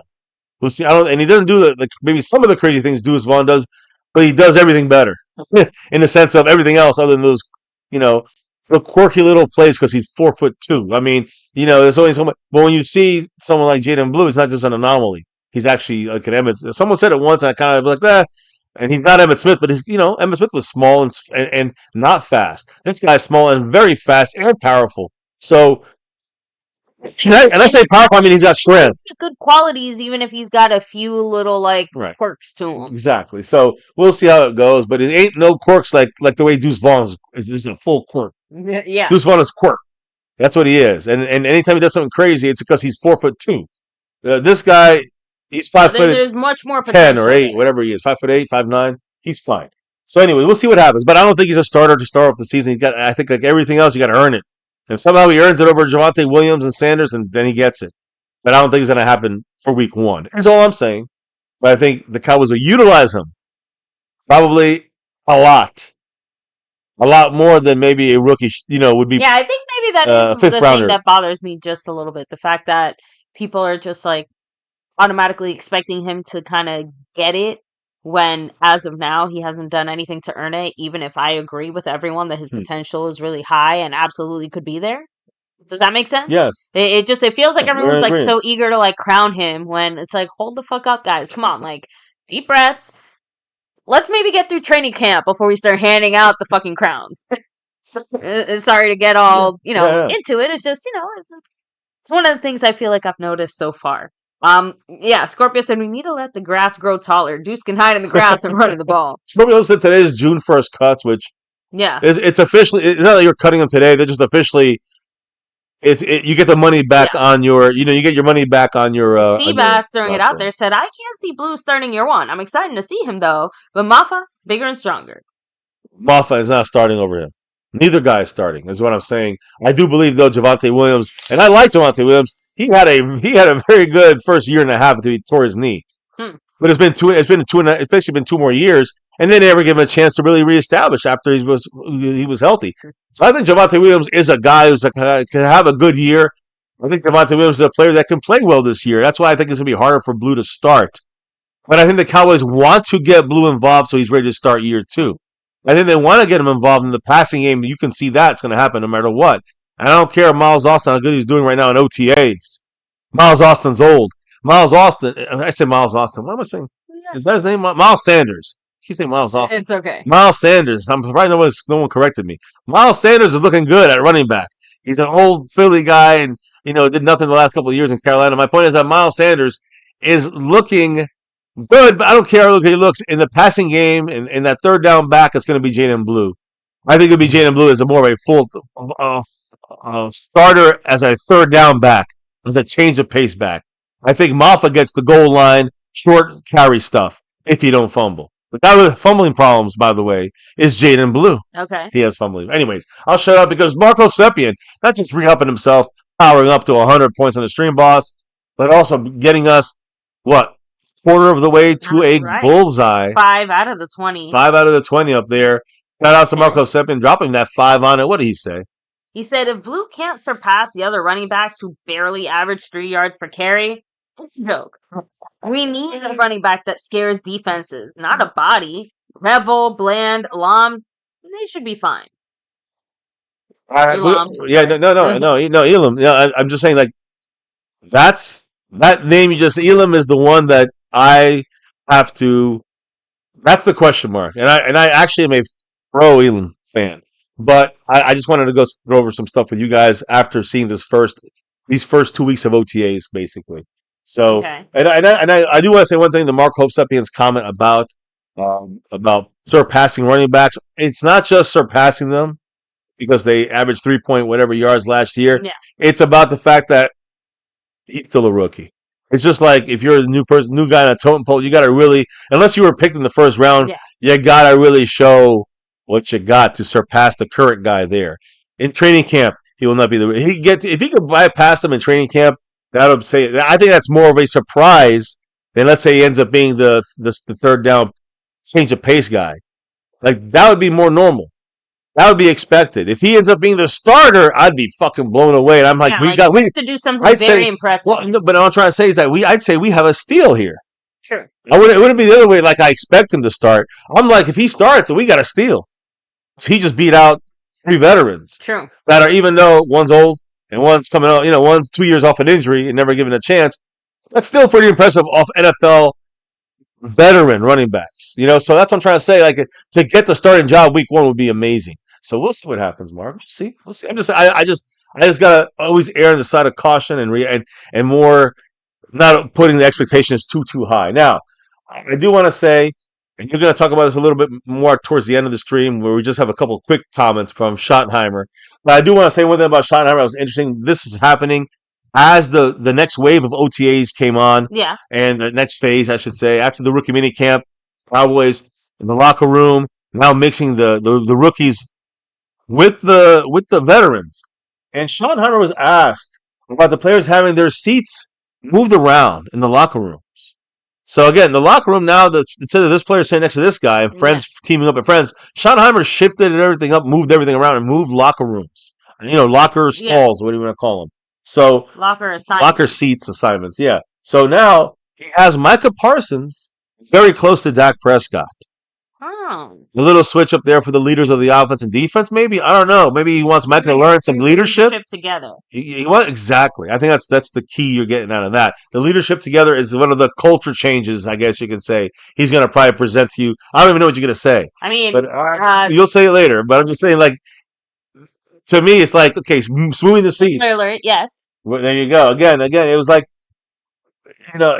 he is implying there's a method to this madness that he's doing. Like there's a reason why he's doing this. There's a purpose that he's doing this with. We'll see what happens. We'll see. A lot of people came in with quirky things and cool things and nice things and good things and bad things, and in the end, nothing worked. It doesn't fucking matter. But so we'll see what happens. This is something the different. shoddy method. We're going to discuss that, and I want to know your thoughts on it. All right, we'll get to the shoddy and his plans in a moment. But first, before we get to the shoddy, we're going to get to somebody else who's even more important than Shoddy at the moment and a bigger name than Shoddy, Marco Sepien. That's right. With the 5 on it. You know what he said? Hit me. Shows how stupid Jerry Jones is. Running back is a serious need. And the 2 free agent running backs don't scare anybody. We need starters that teams respect and not just gadget guys. Jerry Jones is an asshole. I agree that they don't scare it. I agree that Javonte Williams and Miles Sanders, these guys do not scare anybody. 100% agree with you on that. I don't know if Jaden Blue can be counted on to be the scary guy week 1, year 1 as a rookie. Which you know is what the I mean? whole point of that discussion there. Like, we just don't have that guy to right. do that just yet. He's a rookie. Well, I think the bigger thing is, and it's what Mark is saying, is do I have to break this out again? I guess I do. Basically, what he's trying to say is we could do something about this. We could get better running backs that would scare people, but we got the clown show. Yep. And he's saying it's Jerry, Steven, it's bullshit. This is part of the problem, Jerry Jones, asshole. I'm just saying that, and that's something we've all, Mark, for 3 years, been discussing with us. 3 seasons. This back. We both are on the same page about all these things, whether it was, me coming more to the center with Dak, and just saying, okay, he's going to be this way, but we got to make do with it. Yeah. The bad management of the Joneses causing issues and then still not spending the money anyways, using the excuses we've been talking about. So both sides, his side, when he met us, our side, we met him, we were kind of a little bit different on these some of these things. But now, common sense comes together, and then we kind of, in the end, we know the main problem is Jerry Jones and the way they're managing this fucking team to the dirt. Exactly. And that's the painful part for Cowboy fans like us. Like all of us here. So shout outs to Marco Sepien, by the way, who now we're at 6 out of 20. So we're 14 hits away on a $5 holler or higher in the super chats. And that teal, I guess, that green there. So shout outs to you, Mr. Marco Sepien. Ripping it up. I actually got to fix this because he's actually should be on the leaderboard And he's getting close to taking over first place. I just got to say that. There But you go. I do want to say one last thing here. And I know you guys have been waiting for it. I'm sorry, baby. I'm going to block you here on the screen. It's about this guy right here. George motherfucking Pickens. You see him with 14, but he's wearing number 13 to the Cowboys, in case you didn't know. I do want to say something here, and this is more importantly, not just about Pickens, but also about CeeDee Lamb with him. Last year, George, this is what I think Marco Suppian says when he wants guys that can scare people. Last year, the Cowboys, George Pickens, well, gosh, with the Steelers, right? Last year with the Steelers, but he's out with the Cowboys. He was ninth in the NFL when it came to plays of 20 yards or longer. Woo! We got ourselves Mark Hope stepping with another one. We'll get to that one in a moment. I know the wife's here. The dog is crying about something here, so we're sorry about that. But thank you, Marco. Yeah, she wants attention. Yeah, she's not getting it. She's not used to this MCF even once a night. We've been so busy with other things. She's used to. She really is used to. She used to be used to doing it every night. Exactly. But before we get to Mark's comment, I just want to say, well, you know what? Let's get to Mark's comment. Because I have a feeling it's going to be a little different than what we're about to talk about here, which is about George Pickens. We need a running back in a draft full of starters. And we wait till the 5th round for a gadget guy and two very, very, very average running backs. That's my point. It almost reminds me of Zeke, just to hope and pray. I mean, that's my point about it. The Cowboys waited to the 5th round for a running back.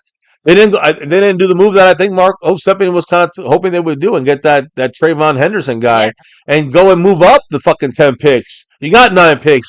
Use one of them. Move up the 10 fucking picks and go grab that running back that can do the blocking, the receiving, and of course running smoothly, fast, and also can run hard.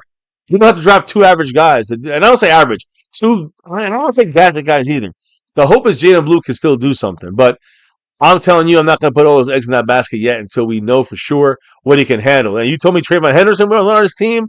I'm like, we got a starter here. He's the starter. You see how I look at that? So, yeah, if anything, let's blame Jerry Jones on this. I don't want to say let's blame him, but it is Jerry Jones' fault, Stephen Jones' fault, for putting us in this kind of mindset situation. Exactly what Marco Seppian is saying there. Exactly. And we can't help that part. I mean, the cats of the Cowboys fucking do. I defensive tackle and a running back now. Yeah, we make the best with what we have, obviously, as fans. It's just, we obviously point out when the management or leadership could do differently. Agree. So, shout-outs there, Mark. Again, I think it was at 7? That is 7. 7 out of 20 right there on that board. I did want to say something here, though. Calvin Richards and Mark for, contributing. And Landlord, too. Landlord from back. Yeah. So, if we do hit that, all those names go on there. So, shout-out. And Mark gets it multiple times. No, wait, that doesn't sound right. But so he gets on the board multiple times for the next raffle we do. So, anyways, but here's the thing, guys. We'll do that raffle tonight as well. A jam-packed show tonight. It's a late night one. I do want to say this though. When it comes to these 2 receivers now, CeeDee Lamb is the number 1 and George Pickens is the number 2, or as they said, like a 1A, 1B kind of situation. Or 2 number 1s is what actually CeeDee Lamb said in a baseball tournament. In a baseball like charity thing they were doing. Both of them were doing it. And CeeDee's like, what are you talking about, number 1 or 2? He goes, we're both number 1s. You got a number 1. If you're covering me, you got a number 1 on that side. If you're covering him, you got a number 1 on the other side. It's a number 1s. There's no 1 or 2 receiver. It's 2 number 1s. And that's kind of a great point I think he's making there. When you look at George Pickens last year, to hear that. Last year with Pittsburgh, listen to this. Last year with them, he was, when it came to 20 yards or longer pass completions, receptions, he was ranked 9th. CeeDee Lamb was ranked 10th. So we get the 9th and 10th guys at getting 20-yard receptions or deeper. This is attacking kind of offense when you look at both these guys together. In fact, when you look at the 2024 big plays, which are like 25 yards or farther, big plays are defined as 20-yard receptions or longer. So I guess 20 yards. George Pickens had 17 big plays. CeeDee Lamb had 16 big plays. So I think, as you can see, CeeDee Lamb was just ranked 1 spot below him. They're both basically 2 number 1s. They're 2 top 10 receivers that can stretch that field and get you 20 yards a pop.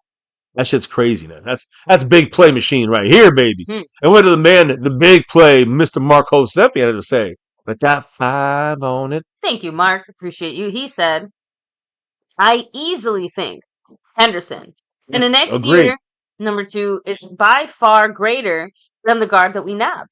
The 2 was not enough, and I get that, but I'm looking purely at value and skill. I cannot disagree with anything that man has said right now.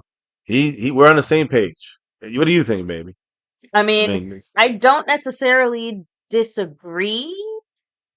I guess I just kind of understand why the Cowboys did it. I feel like, to me, the answer is not necessarily there.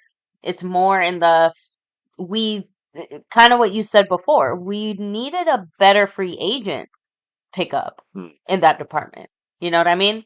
A heavier impact move there. So that, to me, is really like the missing piece. Well, that's a Trayvon Henderson possibility, right? If you had got him, that's the bigger impact up. So there you go. So not necessarily I don't know. It could be a free agent. It could have been free agents is one thing. You want to get that guy who's a true starter, takes care of both of those needs of receiving, blocking, and running. I know, but it sounds like we weren't going to do that draft wise, and like we kind of said, we don't really want to take a chance on a drafted guy. We wanted something a little more sure and secure. Well, so that's the front office. I mean, that's the way that they wanted to run that. I don't know if I would agree with that, but we already had Javonte Williams. That's not the problem. Javonte Williams is a veteran. The idea would have been to get your future starter now, and I don't think Jaden Blue is that. I think that's what Mark is trying to say. We don't have a starter for a true blue. That's funny I say. A true blue, like all-around starter. I know, but with Schottenheimer, the Cowboys don't really know what they're like. We're still figuring out the direction the team is going. Do we really want to lock ourselves into a certain type of running back or whatever the fuck? Does that make sense? Yeah, that makes sense. I just try to figure out, like, we know Schottenheimer likes to run the ball a lot, so that is, well, we do know that. So is that something that we like just overlook that and say, we're going to put all our eggs into Jalen in the Jaden No, basket? It sounds like the goal of helping Dak looks a lot more like adding to the receiver side of things right at this moment than it does running back side. Running back. The Cowboys made that a conscious decision because for them, it seems like they can't or are not willing to do both. And I have to be honest, if you told me to pick between those two, I would also pick receiver based on all the pieces that we currently do or don't have. Just saying. I'm actually relatively happier about the Pickens move now than I was when he initially made it. I was a lot more concerned then. Well, I'm not going to lie. Great timing because, again, as you can see there, we're going to talk about Pickens. And again, the help to Dak, even though it will be done with some of the scheming in the run game and the offensive line blocking, that's going to be major. Obviously, the coaching as well. Excuse me. Sorry about that. But I will say this. When it comes to the receiving side, there's a lot of viewpoints on this one here. So here's what I'm going to say. I gave you the big playabilities on both these guys. Yeah. Obviously now together, that helps our offense. It helps Dak. It helps the play calling. It helps the run game, right? To have these receivers. So it also helps. But when you look at the trade, the fallout of this trade, did the Cowboys find their 2025 missing piece? And this is where Mark comes into play and his thoughts. Because do we need a running back? Like kind of what you were saying. It seems like we're leaning more on the receiving side. We have 4 running backs, but not a scary guy, which is what Mark is saying. So the George Pickens kind of missing piece situation.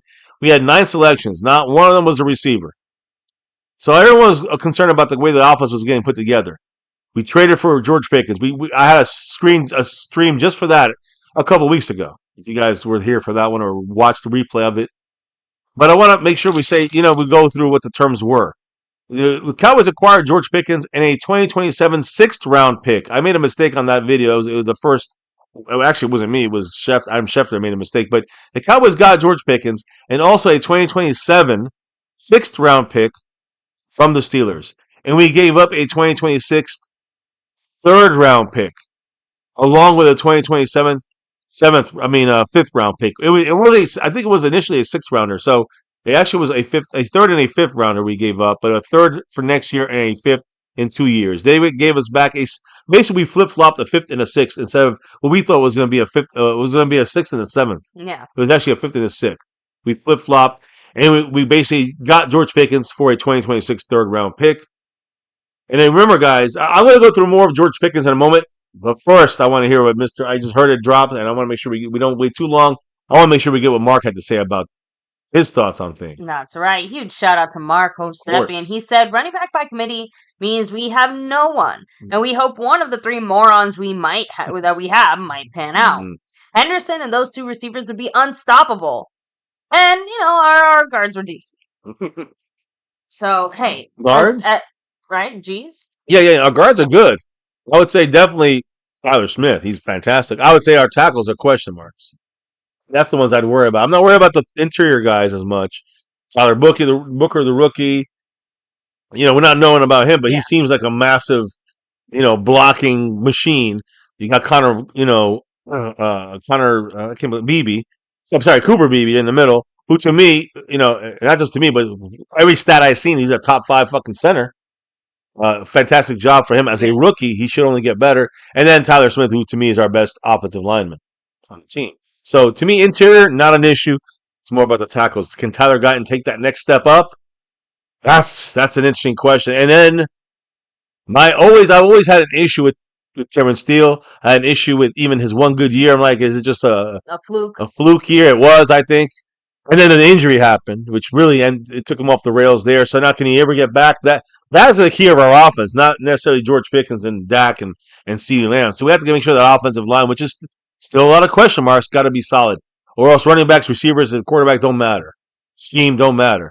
We're going to be screwed if our offensive line cannot hang. So I do want to bring up, and again, shout out there to Marco Stepian.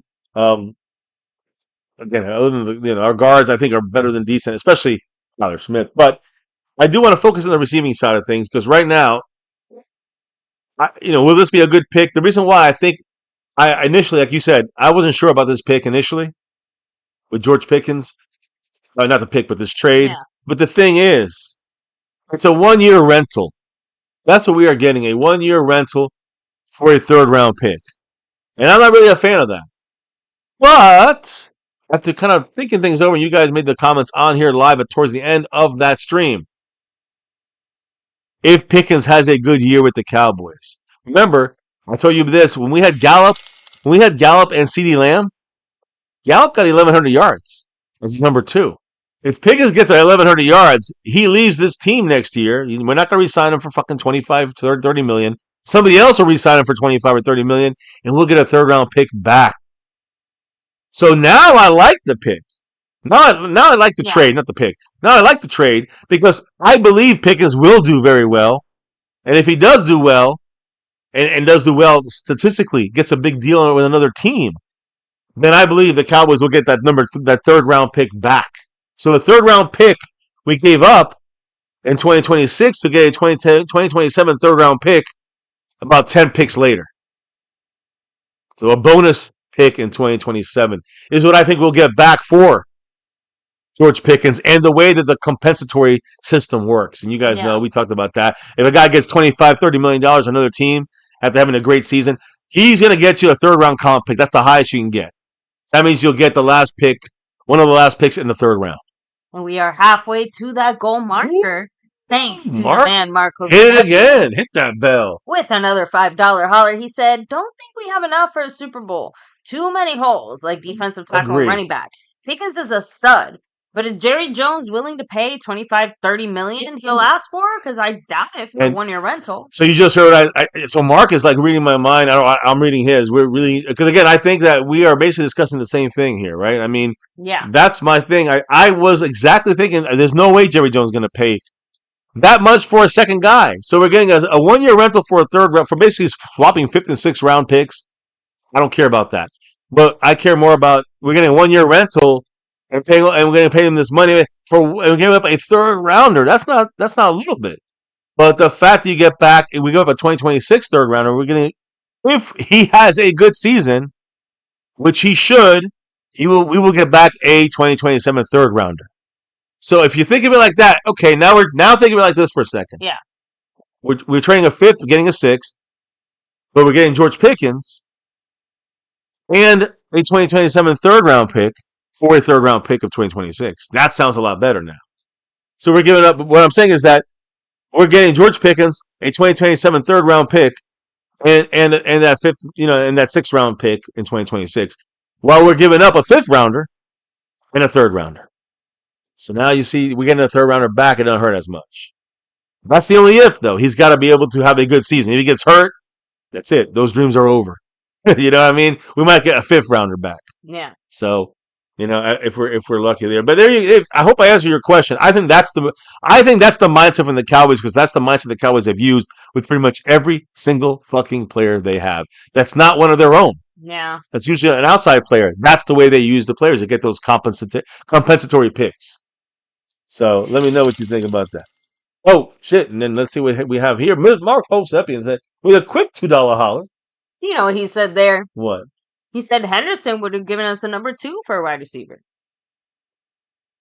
I'm trying to think. Number 2 for what does that mean? I'm trying to think how that works. Guessing second round pick? No, I think he said he would have been our number 2 receiver. Okay. I just don't know if that would have been good to put that much on his shoulders. I would have liked to see him with Pickens on that field and then be able to create damage, as an out of the backfield running back, not as a lining up as a receiver running back, but as a receiver, like Zeke did in that horrible playoff ending game, or not Zeke did that, but he was the center in that game against the Niners. Yes. But we've seen Zeke line up as a receiver. That's a waste. No one respected that. If Trayvon Henderson line up as a receiver, everyone's like, what? They got to cover him, and that opens things up. That's cool to do once in a while, but I don't want to use him as a full-time number 2. You know what I mean? So I think we're in the same mindset on that. Now, let me focus on Pickens, because to me, this is the main thing here as we kind of finish things, the culture. Okay, we got to talk. Quickly going to talk. I talked a lot about Pickens. I wanted to make sure I corrected the trade situation and my viewpoint on Pickens. We got to talk about the good and bad about Pickens too, though, guys. Let's be real. Number one, let's talk about some good stuff. I told you about the big playability by both of these guys on your screen, but let's right now talk about one of them. And even though he's showing number 14, we know he's number 13 for the Cowboys. And I'm hearing his number is going to change. So we may go back to 14. We don't know yet. He may have a deal with Marquise Bell. Maybe he buys his jersey off him. We'll see what happens. Either way, George Pickens is 24 years old. All right? 24 years old. Very young. And he's one of the better young wide receivers in the NFL. But there's also reasons the Steelers wanted to move on from him. All right? Without question, this trade improved the Cowboys' passing game. And again, we're assuming with this 1 year kind of rental we're getting, this is a bump. This is something for him to kind of improve his, ability to get a better deal next year. Mm-hmm. It's this, kind of a prove it deal for another team that's going to pay the bigger money for him. So while it improved our passing game, it also we're assuming that Pickens is going to be hungry and focused because he's on a 1 year kind of prove it deal situation. And I say, well, he's left with a 1 year left on his deal. But this 1 year is going to make a difference between making big money or not. So what I'm trying to say is this. Getting this guy improves us, and it also helps him improve himself. He's a deep play threat. I told you this already. He averaged 16.7 yards per reception the last 2 years. And that's almost a full yard more than the next guy on the list, DK Metcalf, which, by the way, right now would have been his partner in crime there in Pittsburgh. But they got Metcalf. They let Pickens go, basically, to us. And he had, again, almost a full yard, 16.7 to 16 yards per catch reception. So, again, 100% deep play threat in George Pickens. Even bigger than DK Metcalf. Now, I'll continue more in a minute. I know we just hit up the man Marco Seppin. That's right. 5 on it. And how much are we out away from this thing? Are we 8 away? 9 away. 9 away. We got 11. We got the old Danny White. We got the Micah Parsons. You know what Marco Seppin said? What did he say? If we moved down and drafted Henderson and got that, second round pick for compensation, we could have used that for a receiver or a stud, and that's what I meant. Oh, okay. Jerry Jones is an idiot. Let me see. I just want to see what I want to read it because I kind of. No, go ahead. Okay, so if we move down and got that, I'm trying to see here. We moved. Okay, I see what he's saying. He's saying from the first round. Yes. I got. That's why I missed it. Okay. Yes, if we were able to move down from the first round, get a second round pick, and get Trayvon Henderson with that pick, that would have stopped us from having to trade up for it. We could have traded back, added some more picks. That second round one being one of them, of course. And I see what you're saying there. Yeah, and then you could have used that other second round pick for receiver stud if we wanted to. But that's the thing, though. I think that's the thing, though, Mark. The Cowboys are not looking to spend. Again, we would have traded down, back that pick that first rounder. Maybe you get a stud receiver, right? Golden or someone. And then you still get your running back with one of your 2 second-round picks. So, again, I definitely understand what you're saying there. And that works in a way. That's a way of saying, hey, that's how you create your own compensation. Exactly. And I hear you. Now I understand 100% on that. 1,000% right on that. Yeah, you hear, Bar hears everything. No, anyways, he said Pong Gang. So anyways, big shout out to them. And we're more than halfway there, even though the stream, I think, is more than halfway done. So I do have a handful of Pickens quotes that I wanted to touch on whenever you're done for sure. On some other. For sure, yeah, I do. I do want to break down some quick good, bad, and ugly about him, and then we'll hear the newest thing that Pickens had to say. Pickens right now, 24 years old, fantastic, but there's reasons why the Steelers went away from him. Pickens is the only NFL player over each of the past 3 years to post 50-plus receptions, 800-plus receiving yards, and average 15-plus receptions 15-plus yards per reception. So he's a huge big play guy that gets a lot of catches and, consistently can do that. He's the only player to do that over the last 3 years. So, again, from a football standpoint, he's very consistent. And he's only missed 3 career games due to injury. I do want to say that, too, real quick. So, back in October 17th, 2020, he had a shoulder, but it was not in the NFL. It was in college, in University of Georgia. During their loss on October 17th to Alabama, Pickens suffered an upper body injury and he missed 2 games in college. Then the next year, March 23rd, 2021, he suffered a torn ACL during spring practice. Oh, ouch. That's torn ACL. That was back in 2021. Drafted by the Steelers. Had a couple great years. I just told you the last 3 years. That's his entire career. Yeah. Unbelievable numbers. Big play guy. He's needs to stay healthy in the NFL. Yeah, until December 6th, 2024. Which is recently, guys. And he had a thigh hamstring sprain. Okay. I'm sorry, thigh hamstring strain, a grade 2. His ACL tear was grade 3. His thigh hamstring strain was a grade 2 sprain. Okay. He suffered that injury ahead of the Week 14 game against the Browns in practice. He missed 3 games and was fine. I think he played the last game of the year. I think he did. I'm not sure if there was an issue there or not. But the point is, his 3 injuries in his career, 2 of them were in college years ago. The major one, the ACL, was in 2021. The hamstring was just a hammy. He passed all tests. He's good to go. But I will say this. According to the numbers, the percentages, chance of injury for 2025, there's a 34.7% chance that he misses at least 2 quarters. Which makes sense. Okay. Right? 2 quarters of a game in 2025. Now, chance of injury per game. In a 1 to 17 game season, a 2.5% chance of getting injured per game. Okay. So every game he has about a 2.5% chance of getting injured. The projected games missed for this upcoming year with the injury, regarding injuries, age, all that stuff, usage, 1.6. So maybe miss a game and a half. Yeah, maybe get hurt in the middle of a game or something. And then miss like the next week. That's normal. That is normal. Guys, we had CeeDee Lamb miss a game. Didn't he miss a game? I mean, everybody misses a game here and there. So the chances of that happening necessarily higher than the average player. Correct. That out there. And I just wanted to throw it out there so we got the injury stuff kind of wrapped up. I just wanted to show you guys. He only missed 3 games to injury in the NFL. Those are the last 3 I just mentioned. Yeah. Unfortunately, the last 3 of last season. And I think he had the last one of the year he did play. But so he's a consistent guy. Doesn't get, knock on wood, doesn't get injured. All right. But he's also set to make 3 this year.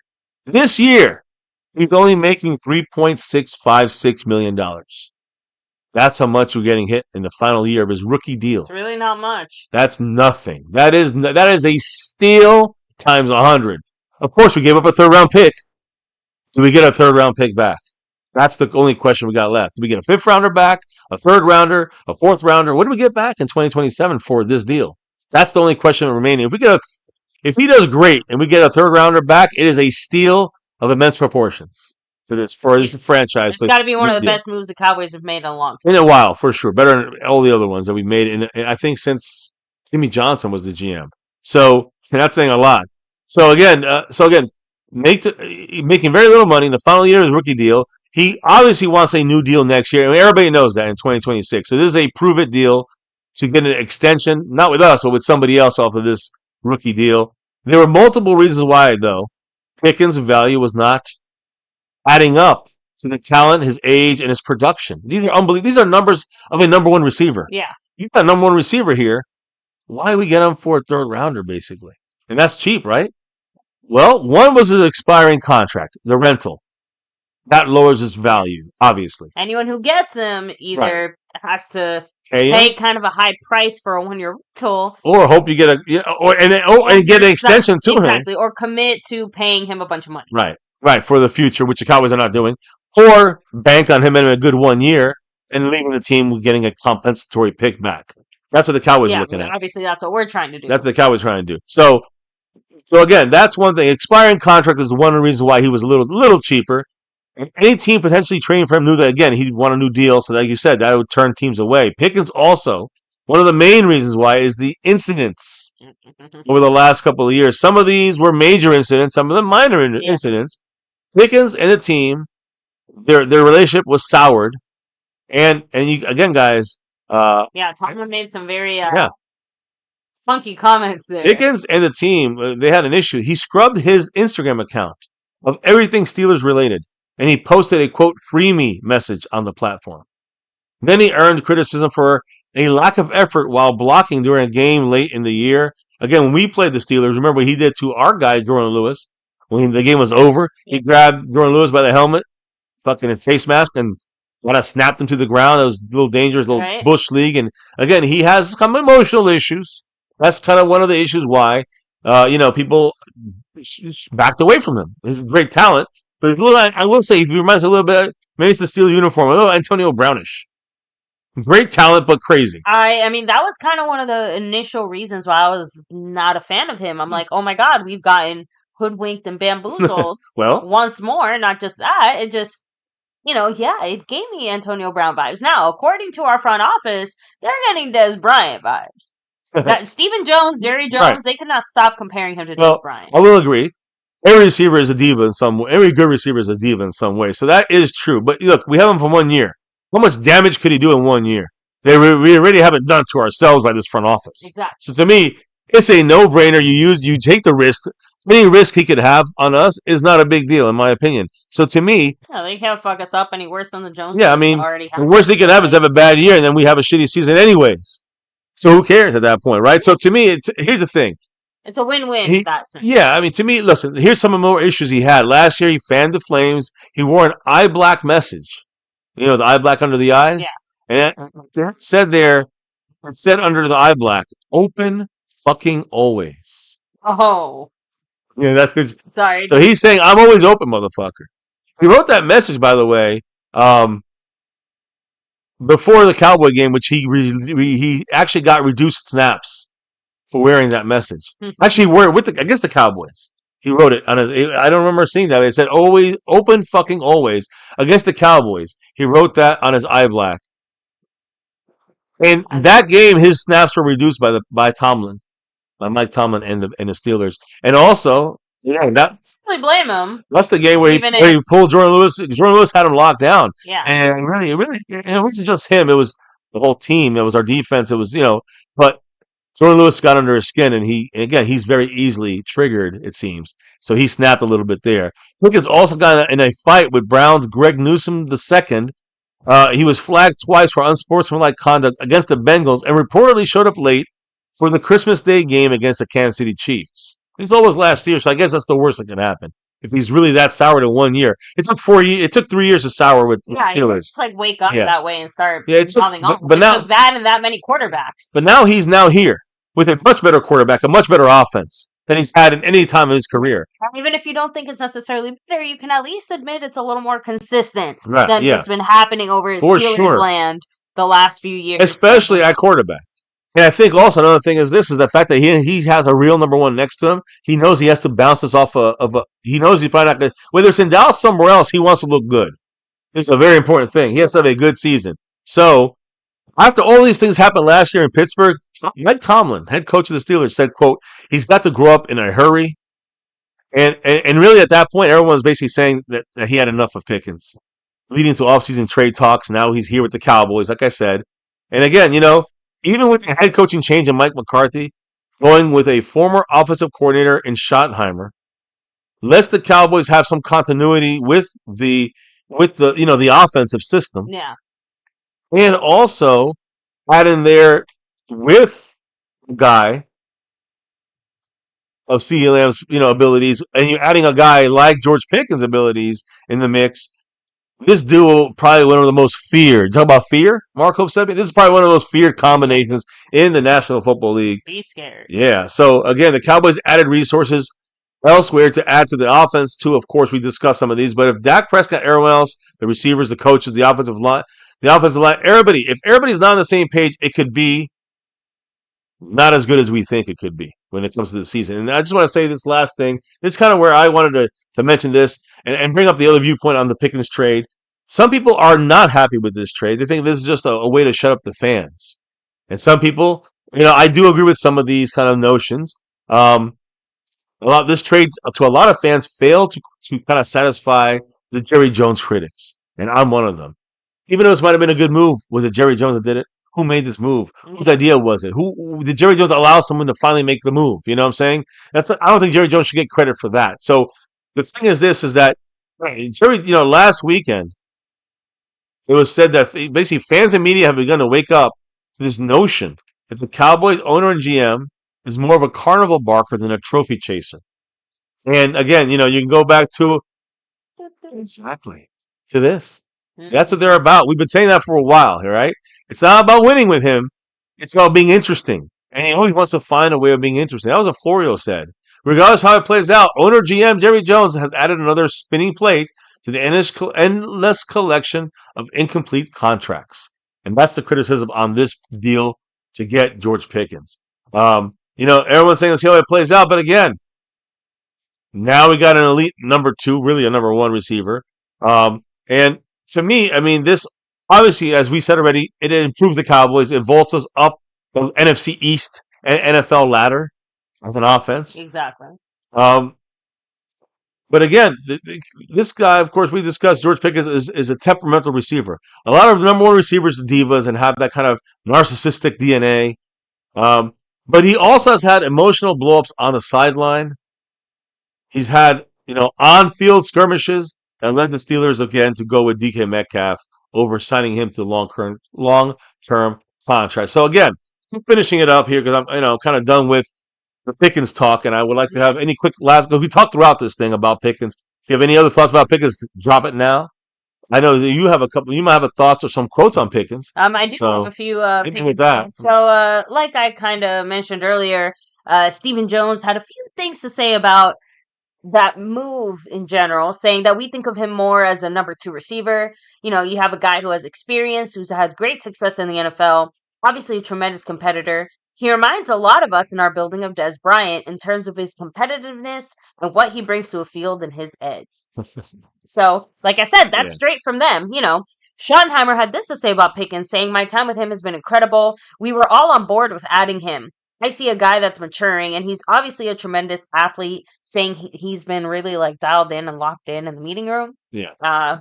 And that he kind of acknowledges that he's behind some of his teammates and that he has to work harder. So he's kind of being a team player here. Yeah. So we kind of heard that across the board, not just from Schottenheimer, but from some of the players. So that's a good sign. Pickens himself, as far as his first interaction with Jerry, he said it was super exciting. Like when you get a present on Christmas, and he was just super happy. And more interesting than that, he did admit that his number 13 jersey, not necessarily finalized. Don't be surprised if you see him wearing a different jersey during the regular season. Again, got to wait to the cuts, but he's 14. He's gonna be. Well, he's number 13 for now. Yes, he might go back to 14. We'll see what happens to Marquise Bell, right? Yep. Just wanted to throw that out there. Yeah. And CeeDee Lamb, of course, is the number 1 to his number 2. Had this to say about Pickens. 1 and 1 is what he's saying. You know what I mean, though.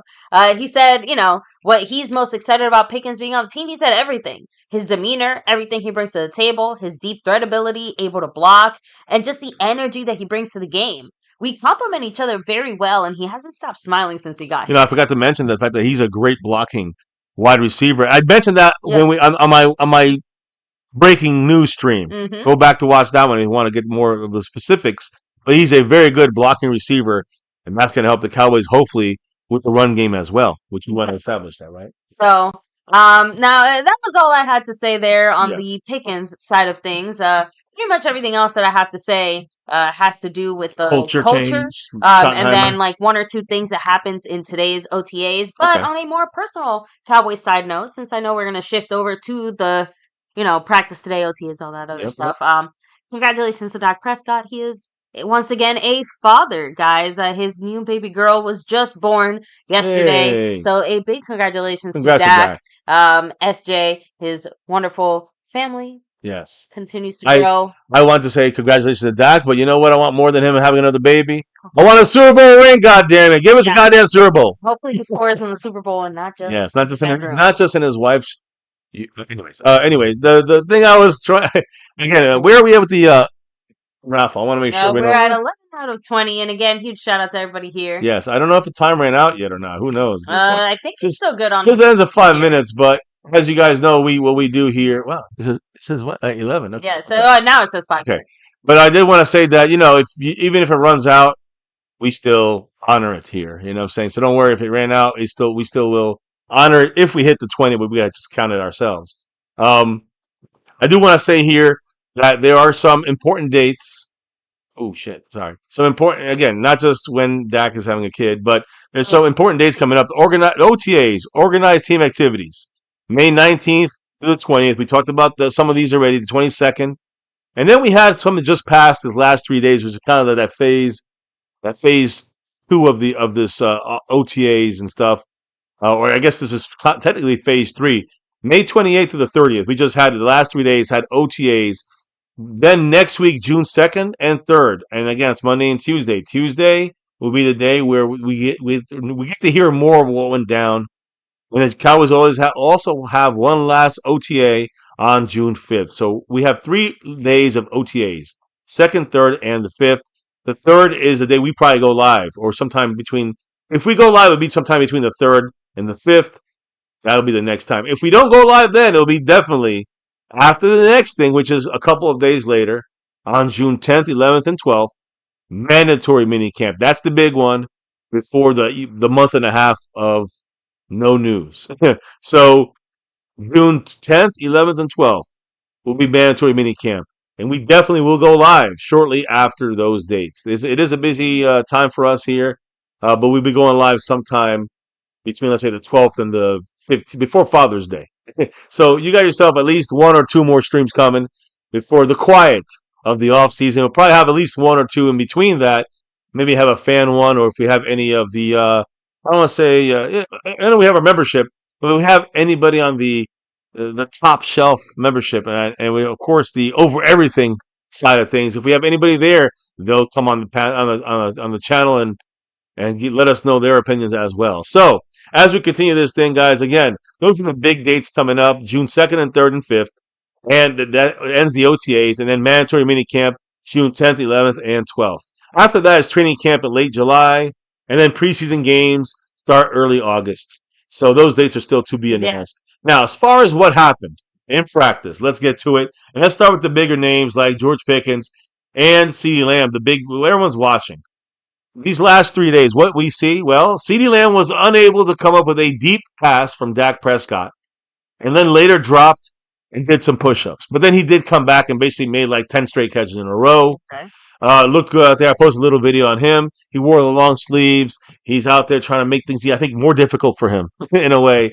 And maybe lose a little weight. You know what I'm saying? Just you know what I'm saying? You want to get right now. This is a dead of the heat right now, and they're wearing a little more stuff to kind of get it acclimated to that football grind that's coming. So CeeDee Lamb, a couple drops, looking a little rusty, but then he got like 10 in a row, looking great again.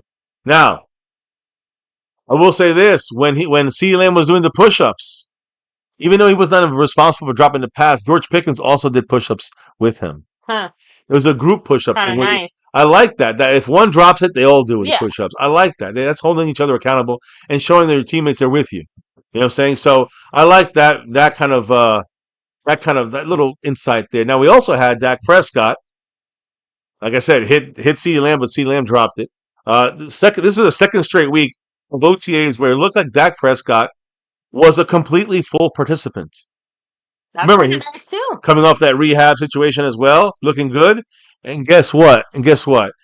At that point, Dak basically took what, 8 team reps? I think he took 8 team reps, Okay. and also another 12 after that. On the passing side, he was 7 for 7. He went for the short things. He went for the deep ones that were open. His best throw was the one that he hit CeeDee Lamb, that he did make that great catch. But his best stuff, this is what I was trying to say. He was specific and kind of did not overdo it. Well, I don't want to see his Dak overdoing. I don't want to see, what did I say years ago, baby? Yeah. I don't want to see Dak take every game on his shoulders. He's not Aaron Rodgers, he's not Tom Brady. Those guys could do it, Dak cannot. Jerry Jones believes that is Dak Prescott. He can do those things. I don't agree. I've said that for years and years. But if you let Dak win you 1 out of every 4 or 5 games, Dak can definitely do that for you. And he's shown it before. You just can't make him win every single game for you. I don't give a fuck how much he's getting paid. So my point is, when who he was hitting on most of these passes, he went deep with Lamb, hit him deep, hit Pickens a couple times. You see it on our thumbnail. Pickens making a great catch, but most of the work he was working with, was all underneath. It was all underneath passes. Okay. To tight ends, to running backs, picking and choosing how to kill a team. You understand what I'm saying? Yeah. Not to force shit. That's what we need. But again, who knows how long that's going to stay. This is just OTA, guys. Now, when you look at some of the other players, some of the new guys, Miles Sanders, running back, older. Miles, he was from Carolina last year, but we know from the Eagles. It was a good day for Miles Sanders in a good couple of days. Veteran running back. He broke a really good run up the middle of the defense, and also was viable in the passing game, which is one of the fears I had when we played against the Eagles and he was in his prime, is in the passing game. Miles Sanders is a tough guy to tackle, so we'll see how he gets used on this team. I think the starters are Javonte Williams and Miles Sanders, and I think that you have right on the edge of both their asses is Jaden Blue. That's what I truly think we're going to start off with. Then you look at receivers, and we talked about CD and George Pickens. We know Jalen Tolbert is sitting right there in third spot. But then who's the fourth guy? And then Jonathan Mingo's got to be the fourth guy. Made a nice diving grab with the second stringers. And of course, who's our backup quarterback? Joe Milton, who's got a powerful, strong arm. He's our backup right now, and we traded for a 5th rounder for him. Yeah. So we traded a 4th rounder for Mingo. 2 guys we traded for. But Milton was very good again in the passing drills. Mingo made a great catch. Milton's best throw though was a seam route to Princeton Fant, who's definitely involved in the second string of the tight ends there. Now I do want to quickly say, when it came to these couple of days of working out, Sam Williams, with that torn ACL when we were doing basically in training camp last year, looks very close on returning from that torn ACL. He went through a series of change of direction drills and then attached the cords. What I'm saying, while he was attached to the cords, and then looked like he was just as fresh as he was beforehand. So he's looking like he almost didn't even need to get on the resistance cord. So the Cowboys are being smart as he comes back with an eye on being a full go for training camp.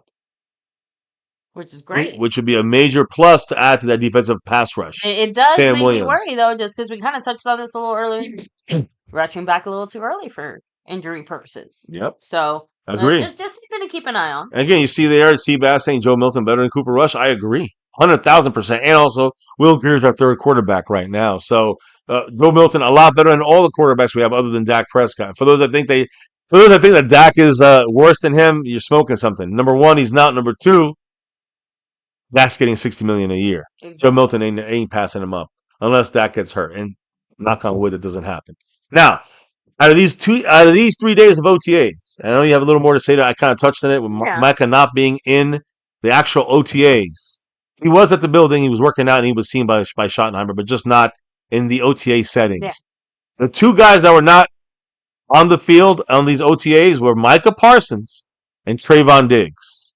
Trayvon Diggs, we know why. He's still rehabbing from his injury. But Micah, it's about the contract. But he's still around town there. Exactly. Now, I will say one guy did make an appearance.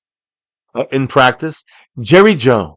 Jerry Jones spoke briefly with a number of players like Javonte Williams, Jake Ferguson, and Kaiir Elam. And by the way, guys, I think the final OTA availability is Tuesday. So hopefully, if we don't go live, sometime next week, it will definitely be the week after, Exactly. which would be mandatory minicamp, and we will definitely hit that up as well. So I just wanted to make sure we got that down. Now, I will say a couple quick things about the practices that we learned. And I hope you guys remember one of our main guys, a guy that actually I'm going to go to let me go here to the offseason tracker just to show you the one name I want to bring up here. Actually, two guys, starting with linebacker Kenneth Murray, looking very good in practice. Mm-hmm. He's a Matt Everfluss scheme guy. Let me explain, guys, because right now the Cowboys really like what he's bringing to the table. He's a run-stopping linebacker, like I discussed in the past, and he's got the green dot, which is a major piece of the scheme puzzle on defense. So Kenneth Murray's been working at Overshown's weak side linebacker spot and is proven to be a very fast study in the Cowboys' new defensive coordinator, Matt Everfluss's defensive scheme.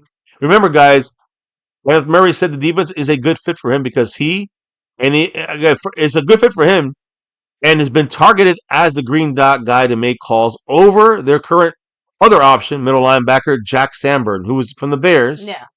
And is a guy who played in the same scheme under Everfluss in Chicago. So Kenneth Murray then not. I'm sorry about that. He was the Chargers. But with the Bears, it was Jack Sanborn. He's about to jump Jack Sanborn when it comes to the green dot, which means that he knows Sandberg's own scheme. I don't know if that's good or bad, but he knows Sandberg's own scheme better than Sandberg. Or maybe he's just better, which I think is more the bigger thing, because Sandberg is more of a special teams guy. But he's like he's gonna say, I think things are still so developing. I'm not that surprised. Like, we have to be open-minded, and if anything, that shows that for even something small, like maybe the coaching staff is prioritizing whoever is best at the job versus necessarily who the political reasons or who's been pre-slotted in there now. Take that all heavily salted. The thing is that Overshown's the slotted guy. He's injured. So Murray. In the meantime, you got to make do with what you got. Well, Murray was definitely the next guy in the sense that Sandberg is not a starter. He probably knows the scheme because he was the third string defensive green dot for the Bears. He'll probably be our third string defensive linebacker green dot.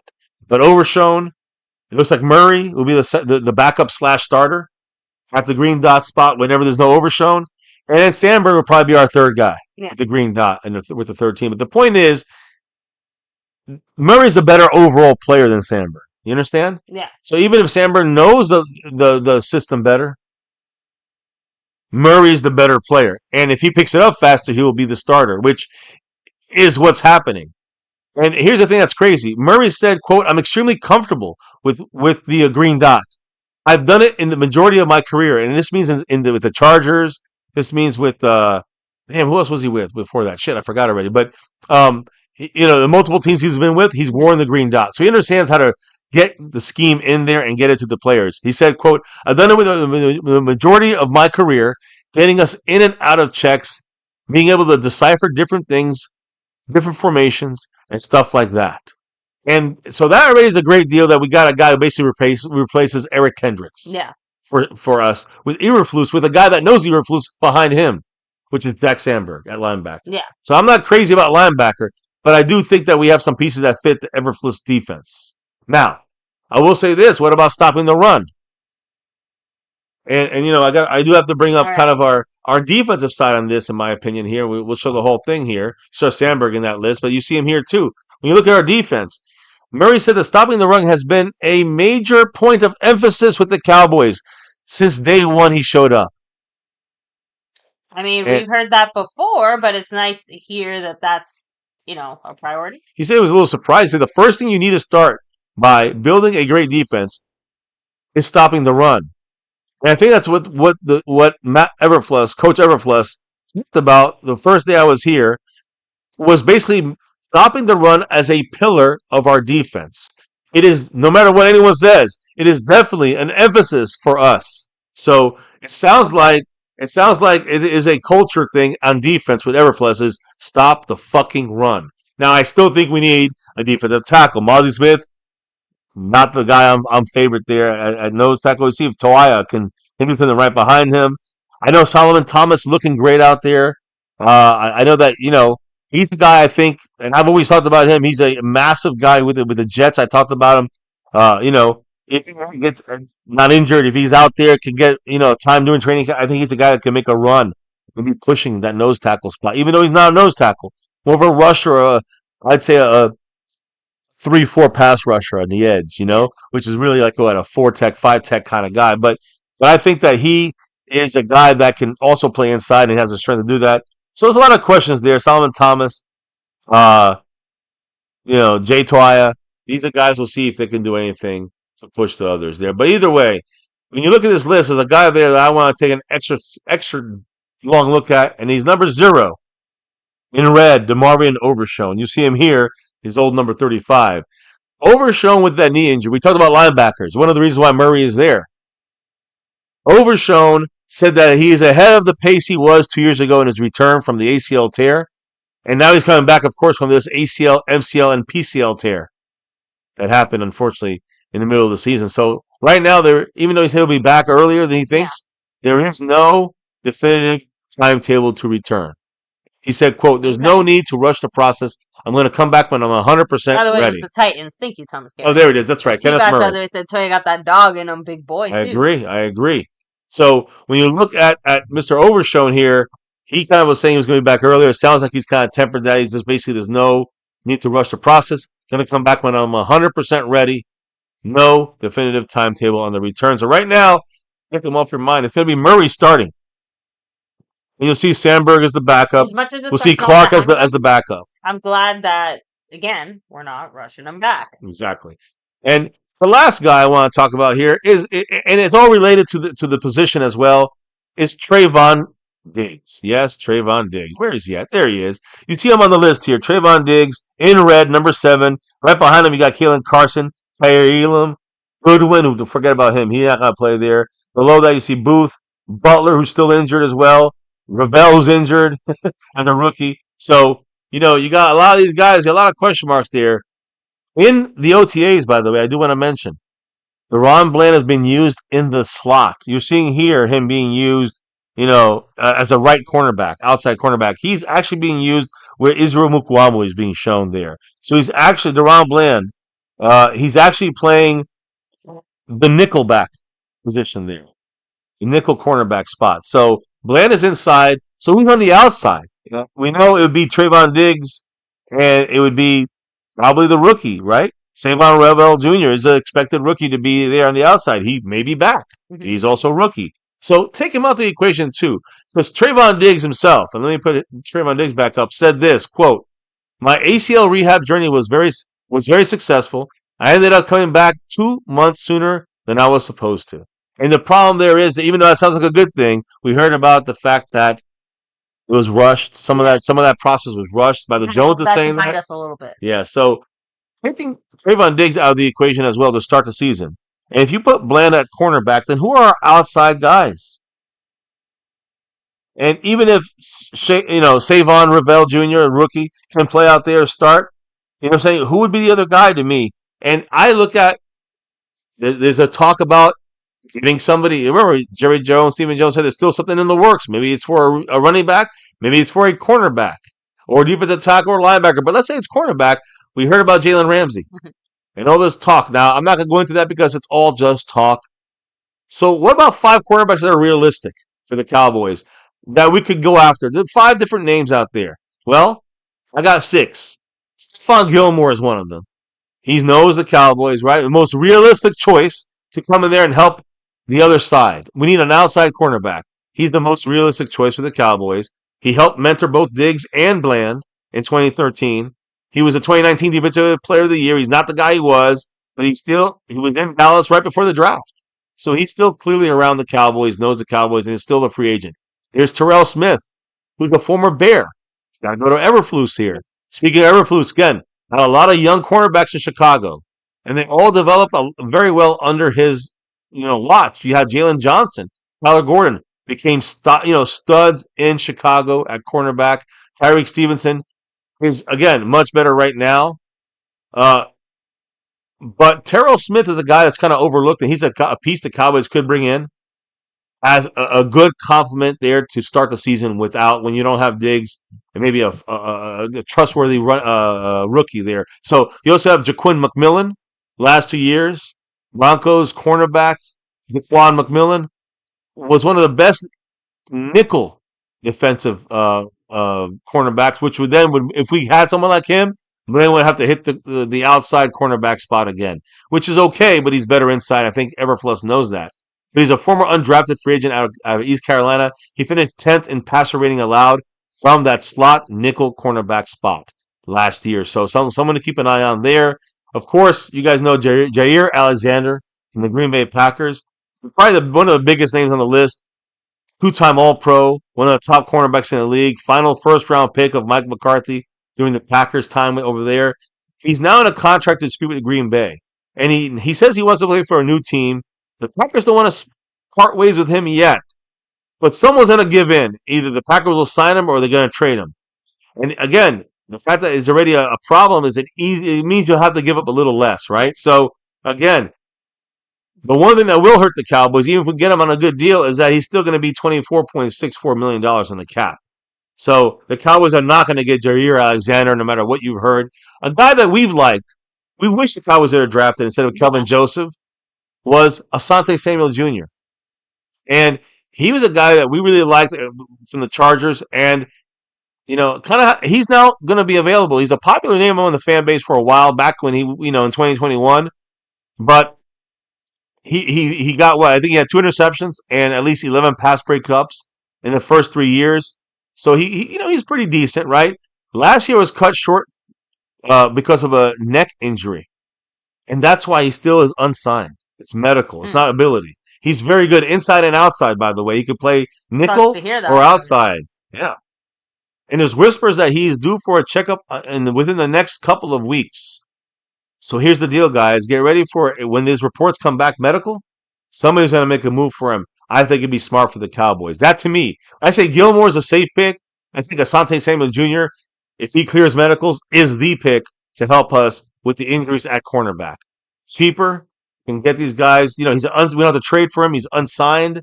So there's a lot of pluses here. He will not be a guy that demands a lot of money because he's coming off an injury. So, yeah, we'll have to take maybe some kind of like, incentive packages to raise his deal up a little bit more. But a lot of teams are going to go after him too. He's a very good inside, outside, slot, nickel / outside cornerback. So he has a good, he's like I think a better Jordan Lewis in a way, or at least a similar to Jordan Lewis ability. So he's a really clear starter, I think, in the nickel. A slot downs also, I'm saying he could do that, but I think he'd be a better starter on the outside, and we could move DaRon Bland to the nickel cornerback spot, where he would flourish. And basically it all comes down to the medicals when it comes to him. So that's why when I look at it all, let's say the Cowboys do the usual thing and don't make a move. Look at the guy in yellow, number 20. If someone drops a $20 holler, now it's a $20 Elam. Because we have Kaiir Elam. And I think he has the biggest opportunity, in his career.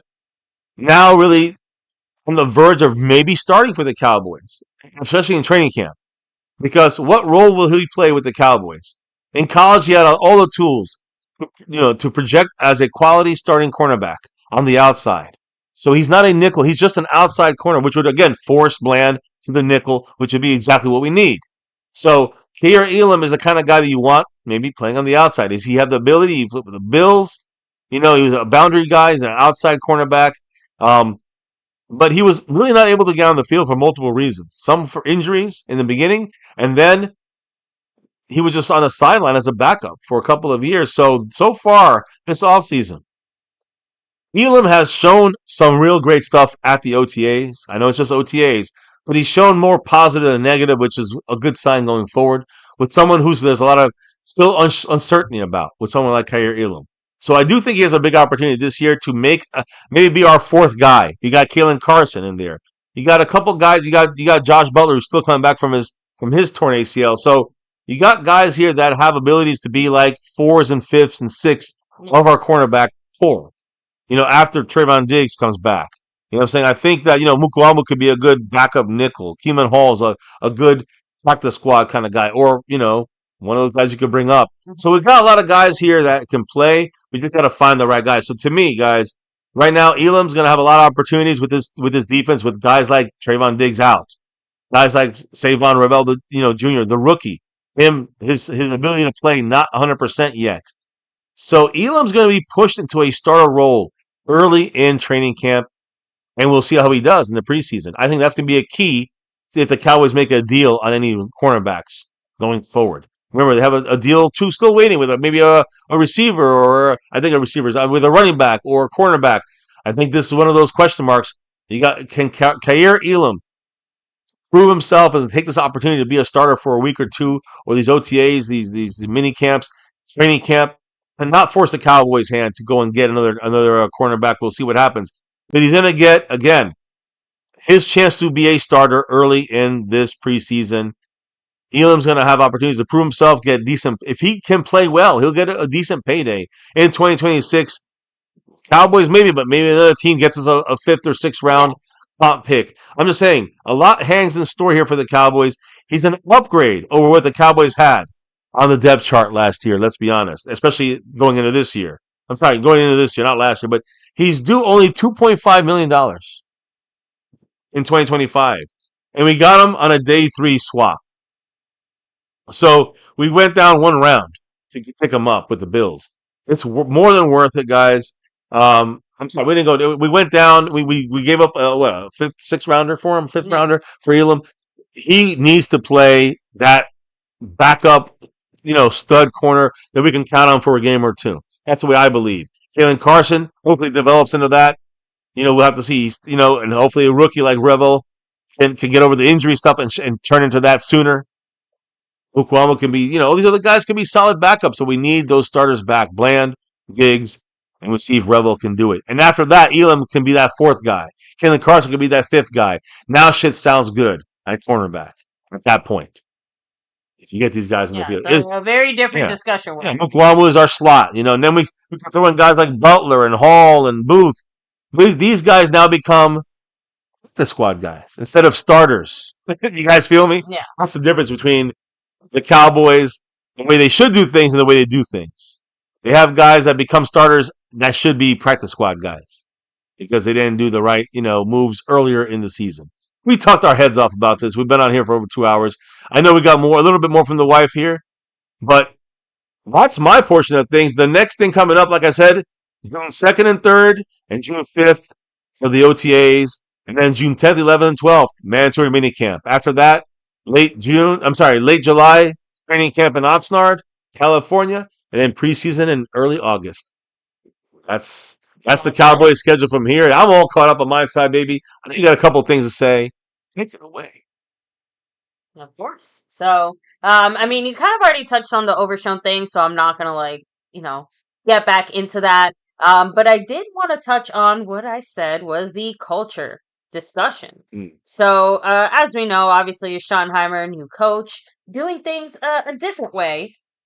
We've heard this story before, though, right? But let's hear exactly which version of it they're trying to sell us this time. So Jerry Jones says that he sees the players responding to these culture changes that are happening.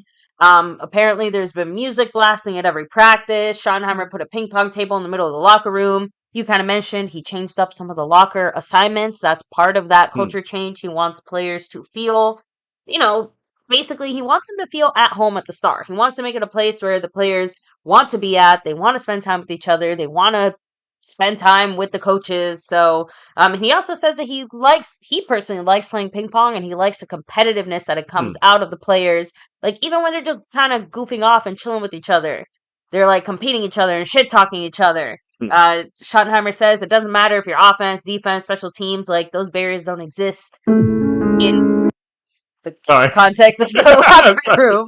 Good. He also really stresses that his big thing, like I kind of mentioned, like, everyone was so worried about Micah not being there. He's like, I had dinner with them last week. Dinners are some moments a big feel like thing time. that I don't know what this is doing. What's going on? Go ahead. Got moving forward. Yes. that Schottenheimer wants to implement. So he's doing like regular dinners, and again, offense, defense, special teams, that shit doesn't matter. He's just like, how are you guys supposed to take it seriously that I say like, oh, I care if I'm not showing up for you in those big moments, kind of showing you that I actually care. So, he did say that they also try to change things up a bit. You guys might have also heard that, one of the first days of OTs and stuff like that, the players went out for paintball. Yeah. Schottenheimer took them out for paintball. Paintball, yeah. Yep. They also went golfing. Yes, they did. Yeah, and that's where we got the Shotty. So, and again, sometimes it's like smaller, more intimate groups. Sometimes it's like bigger, groups, things like that. He says we try to change up the menu. Sometimes we get 4, 5, 6 guys together to talk about life. That football apparently rarely comes up, and that it is very much about like who you are as a person, what your goals are, and just kind of sharing the stories that got you to this point. A big thing about this is apparently building trust. He said that Dak also kind of pointed out Schottenheimer did a great job of kind of calling out some of the coaching staff because he said they weren't bringing enough energy to one of the OTA sessions. He said that he was impressed with the response in that practice and how that actually resulted in like the coaches actually kind of stepping it up and being like, damn, like it's crazy that the coach kind of called them out and we saw that change. Like usually we don't hear that type of stuff. So, and he did say that he likes that energy. Like I said, we've had several players from Kaiir Elam to Dak mention it. I thought it was interesting what CeeDee Lamb said, though. He said relationships go a long way, building trust within each other and having that open conversation, open dialogue about anything. So when things go on during the season, it's pretty easy, and we've already built that bond in the off season. So it kind of sounds like he's setting them up to prepare for the adversity they're going to face in the regular season. So how different is that from previous things? I was going to ask you. That's the shoddy flavor. What's your opinion on the shoddy? I think it's definitely a step in the right direction. I don't know if it's going to be able to take all the stink out of Dallas. But at the end of the day, at least it sounds like they're trying. And like I said, I like that it does feel like they're moving in the right direction. It sounds like the type of shit that we would have expected Dan Quinn to do had he been allowed to be our head coach, if that makes sense. So another interesting thing, more on the schematic side of things, Schottenheimer said expect a change to the here we go. Apparently the cadence is changing, so kind of expect that as far as like one of the things that you might want to see. As far as offensive changes, he said the bones are still very similar, but there are going to be changes. That's part of football. It's a little bit of where you have your system, and I think to me, it's just my opinion. Your system should be flexible enough to where you adjust some things to keep some things in place. That's our job as coaches. We spend more time on it than the players do. So, I mean, he's saying all the right things. Like I said, he's obviously a big fan of everything that's happening within Dallas, obviously, since most of the moves we made so far, I imagine, are partially things he wants to do. Yeah, I mean, listen, I am. What are your thoughts there? Listen, it's culture. I'm gonna say it like this. We've been saying it here on MCF for 9 years, 10 seasons. I got to see it to believe it at this point. I mean, we've kind of bought into it a little bit. Whether it was McCarthy, I never bought into Garrett, but McCarthy. All right, let's see what he's got. I still have to see it, but all right, let's see his changes. It should be good. We got, we drafted glass eaters 1 year. We had to be tougher. It didn't really show with McCarthy. Now we got to get guys that are leaders. Let's see if that happens. Again, these things are great to talk about. Are they realistic? We'll have to wait and see because they have not shown any proof of this in 29 years in this organization from the top to the bottom. So, listen, I'm not here to blame anyone anymore. I don't care. People hate Dak. They want to hate. I don't care. They want to hate this guy, that guy. The Joneses are the problem. And I know we were talking about the culture. The culture is not changing. I don't care about McCarthy or Garrett or Schottenheimer. And I'm sorry to disappoint some Cowboy fans. The culture will never change because it is run by the Joneses. The Joneses want a circus. That's the culture. So whatever is going to be done by the players and it's going to work all right. It's going to be cool. It'll be a new little thing, and it'll be good for a little bit. And then when the first issues occur, the circus will start, and then it'll be old Jerry Jones again. And that's the way it's going to be until they show me differently. And they're not going to show me differently because as soon as there's an issue with the game that you're going to Tuesday interviews with Jerry Jones, say something stupid, and then we're going to hear about that and how Yeah, we're gonna hear how out of touch this team is. Yeah. He's guys is the owner and GM. He's running this team. 82 years old, and I never seen nobody keep their job this late in their life. Keeping this job as a general manager and losing 29 straight years. I'm You sorry. got the other part of that Yeah, title, owner. and I that's get the it. owner. And that's the thing I have a problem with. So yeah, I'm glad that Shotty's trying something different. I don't really care. I got to see the proof. It's not really like I care if it works. If it's allowed to work. It's never going to be allowed to work. That's why my expectations are very low on this. If it works, it might actually help the team. Any of these cultures that we talk about in the past, McCarthy culture or whoever. Now we're gonna have shoddy culture only if it's allowed by the Joneses, and it won't be. So that's why I say I gotta believe it when I see it. Saying it don't mean nothing to me. I'm glad he's trying, but I don't really see it happening. I don't get too excited about this anymore. It's just winning is what only excites me, and they gotta show it on the field, and they gotta prove it, and they gotta show consistency. Consistency is the key here. That's one thing we've missed. I know. I remember that in the '90s. I don't know. I haven't seen no consistency in a real way where you can count on it. Say this is a team I know can win every week. Yeah. I haven't felt that in 29 fucking years. So I'm just saying, like that's the way I still feel now. Sorry, guys. I know I'm a downer in a way. I want the Cowboys to prove me wrong, but I got to be real about it, and I'm going to continue to be real about it, and that's what we're going to continue to do here. It is what it is, but you can't fake the fun. Cannot do that. And I see a lot of people in the house. We do have to end this stream. We'll go after live for a little stream there. Couple drinks, maybe a little smoking. We're chilling. So check us out over there at MCF After Dark. The late night fun. For the late night people that want to hang out for a while, maybe you get a little glimpse of myself and the wife. Chilling out, hanging out. We'll see what happens. Either way, I hope everybody's had a great month and had a great bunch of weeks and entering the summer months here. I hope everyone's having a great time. Now, hit up the chat, a couple quick comments, Of course. some shout outs, answer a couple quick questions. It looks like we're not going to hit the goal, so that's too bad, but it's all right. Marco Sepien, big shout outs to him. Big shout outs to Calvin Richard and Landlord, who also dropped the love. Marco Sepien, the sponsor of the quarter, the current, I think, overall leader. He's also the current stream boss. Shout outs to him. Shout outs to our gifting membership king, champion, skeptical fan, always staying skeptical. And last, never least, shout out to Cat52, the Cash App king. Big shout outs to all you guys. Hitting the like button, subscribing, hitting the notification bell to all videos, and even jumping in for some after dark. Sometimes it's drinking, partying, politics, music, talk. Not as much football talk over there. We have panelists. We have a lot of fun there. That's only usually an MCF thing. That's why the wife ain't there. This is the OG channel, the OG channel. 40 almost 41,000 still going. Let's go MCF family. Keep it growing. Let's hit the chat up, and let's call it a night. No, of course. What's up? Simon says. Simon's in the house. Brian Shitty Hire. Not impressed at all. Not at all. Ooh, don't drink the shoddy. Hey, that's what I'm. Do you see what I'm saying? I don't put the shot. The shot thing was more of a fucking switch up. You got to be out golfing, in the heat to drink a shotty. But no one here is drinking the Kool-Aid. We wanted to present or the shoddy. Or the shoddy. Everyone here understands. I hope understands that the game that's being played here, and that's why you heard me not be happy. I hope Simon has heard me. I don't have to say it all over again, but I'm not happy with the way the Cowboys. There's no culture here. The culture is Jerry Jones circus. Yeah, that's the culture, and there's no excitement. That's why you're seeing us go. Cowboys making one move of fucking every 5 years. I mean, what are you doing? I don't even drink Tito's no more. Shit, I do. It's the best shitty fucking vodka out there, but it is Austin, Texas. Represent that star some way, one way or the other. But I hear you, Simon. I'm a Grey Goose guy. That's me. Some people hate it, some people love it. I don't like alcohol.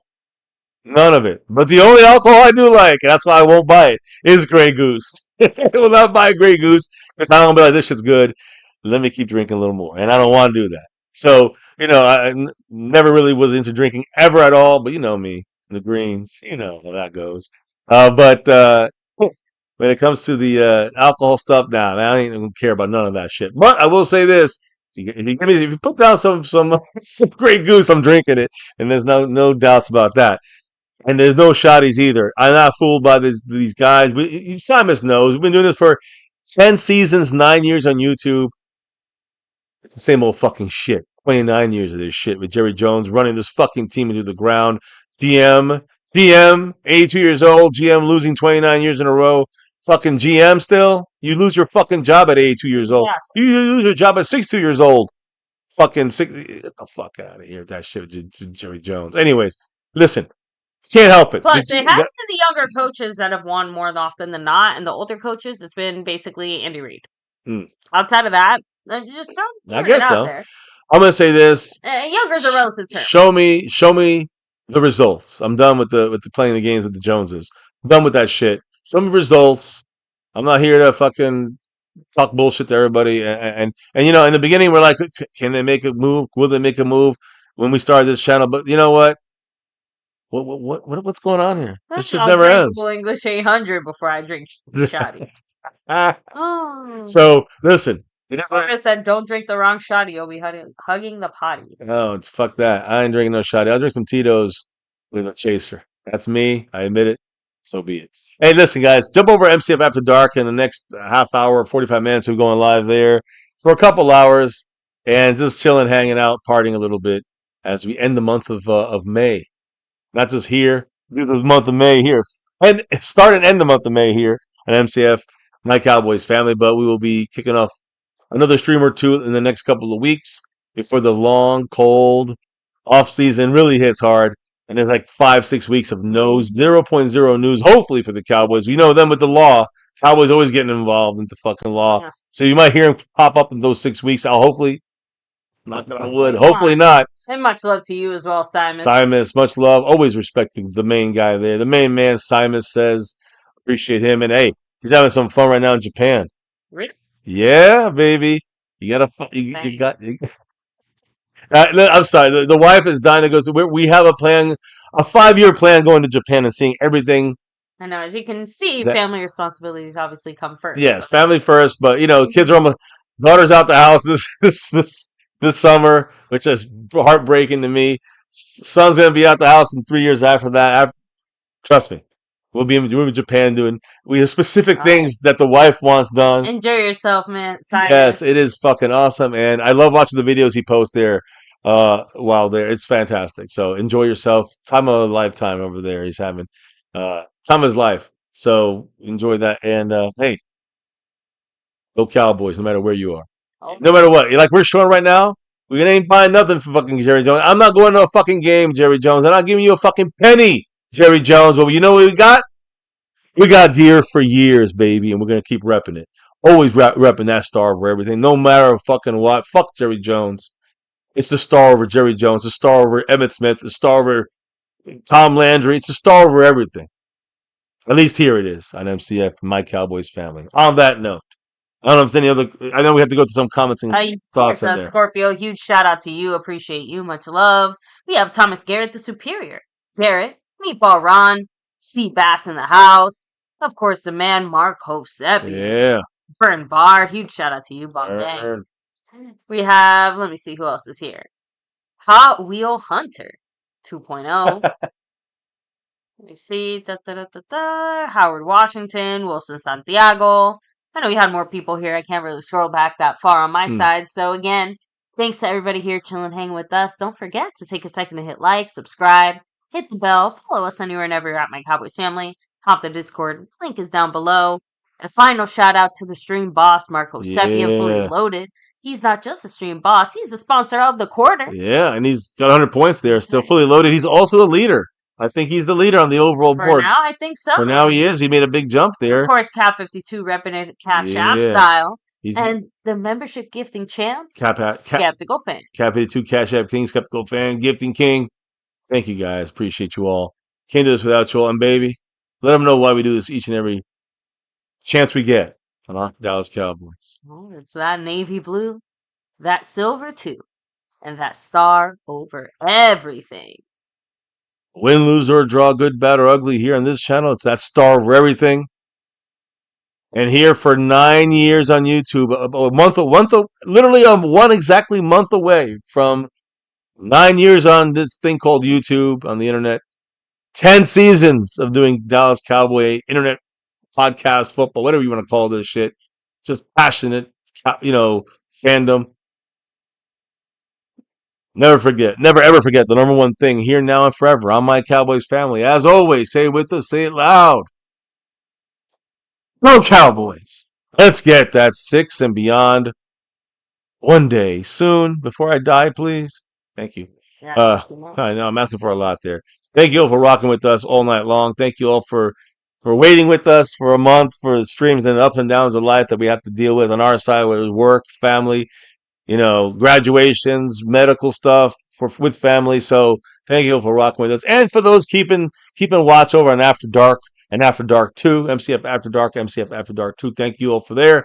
We jumping on there for a little bit and calling it a night here. You could be anywhere. You're here chilling with us. Thank you all. Appreciate you all. And before we can drop out and clock out for the night, baby, before we relock and reload some more info in the next few weeks, let them know what we got to do before we drop out of here for the night. We got to drop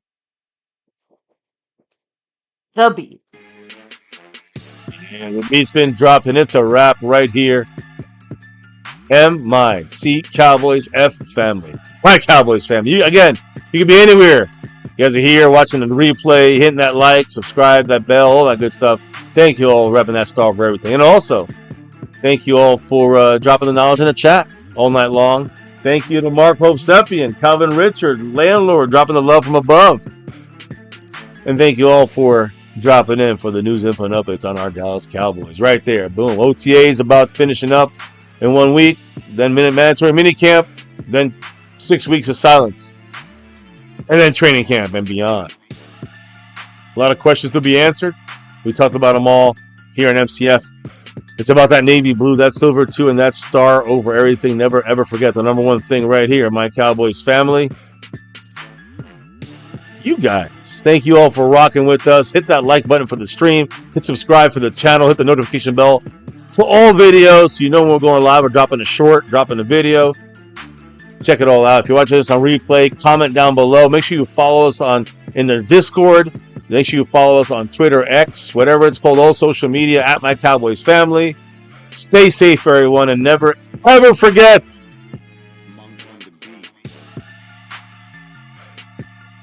Right, Cowboys!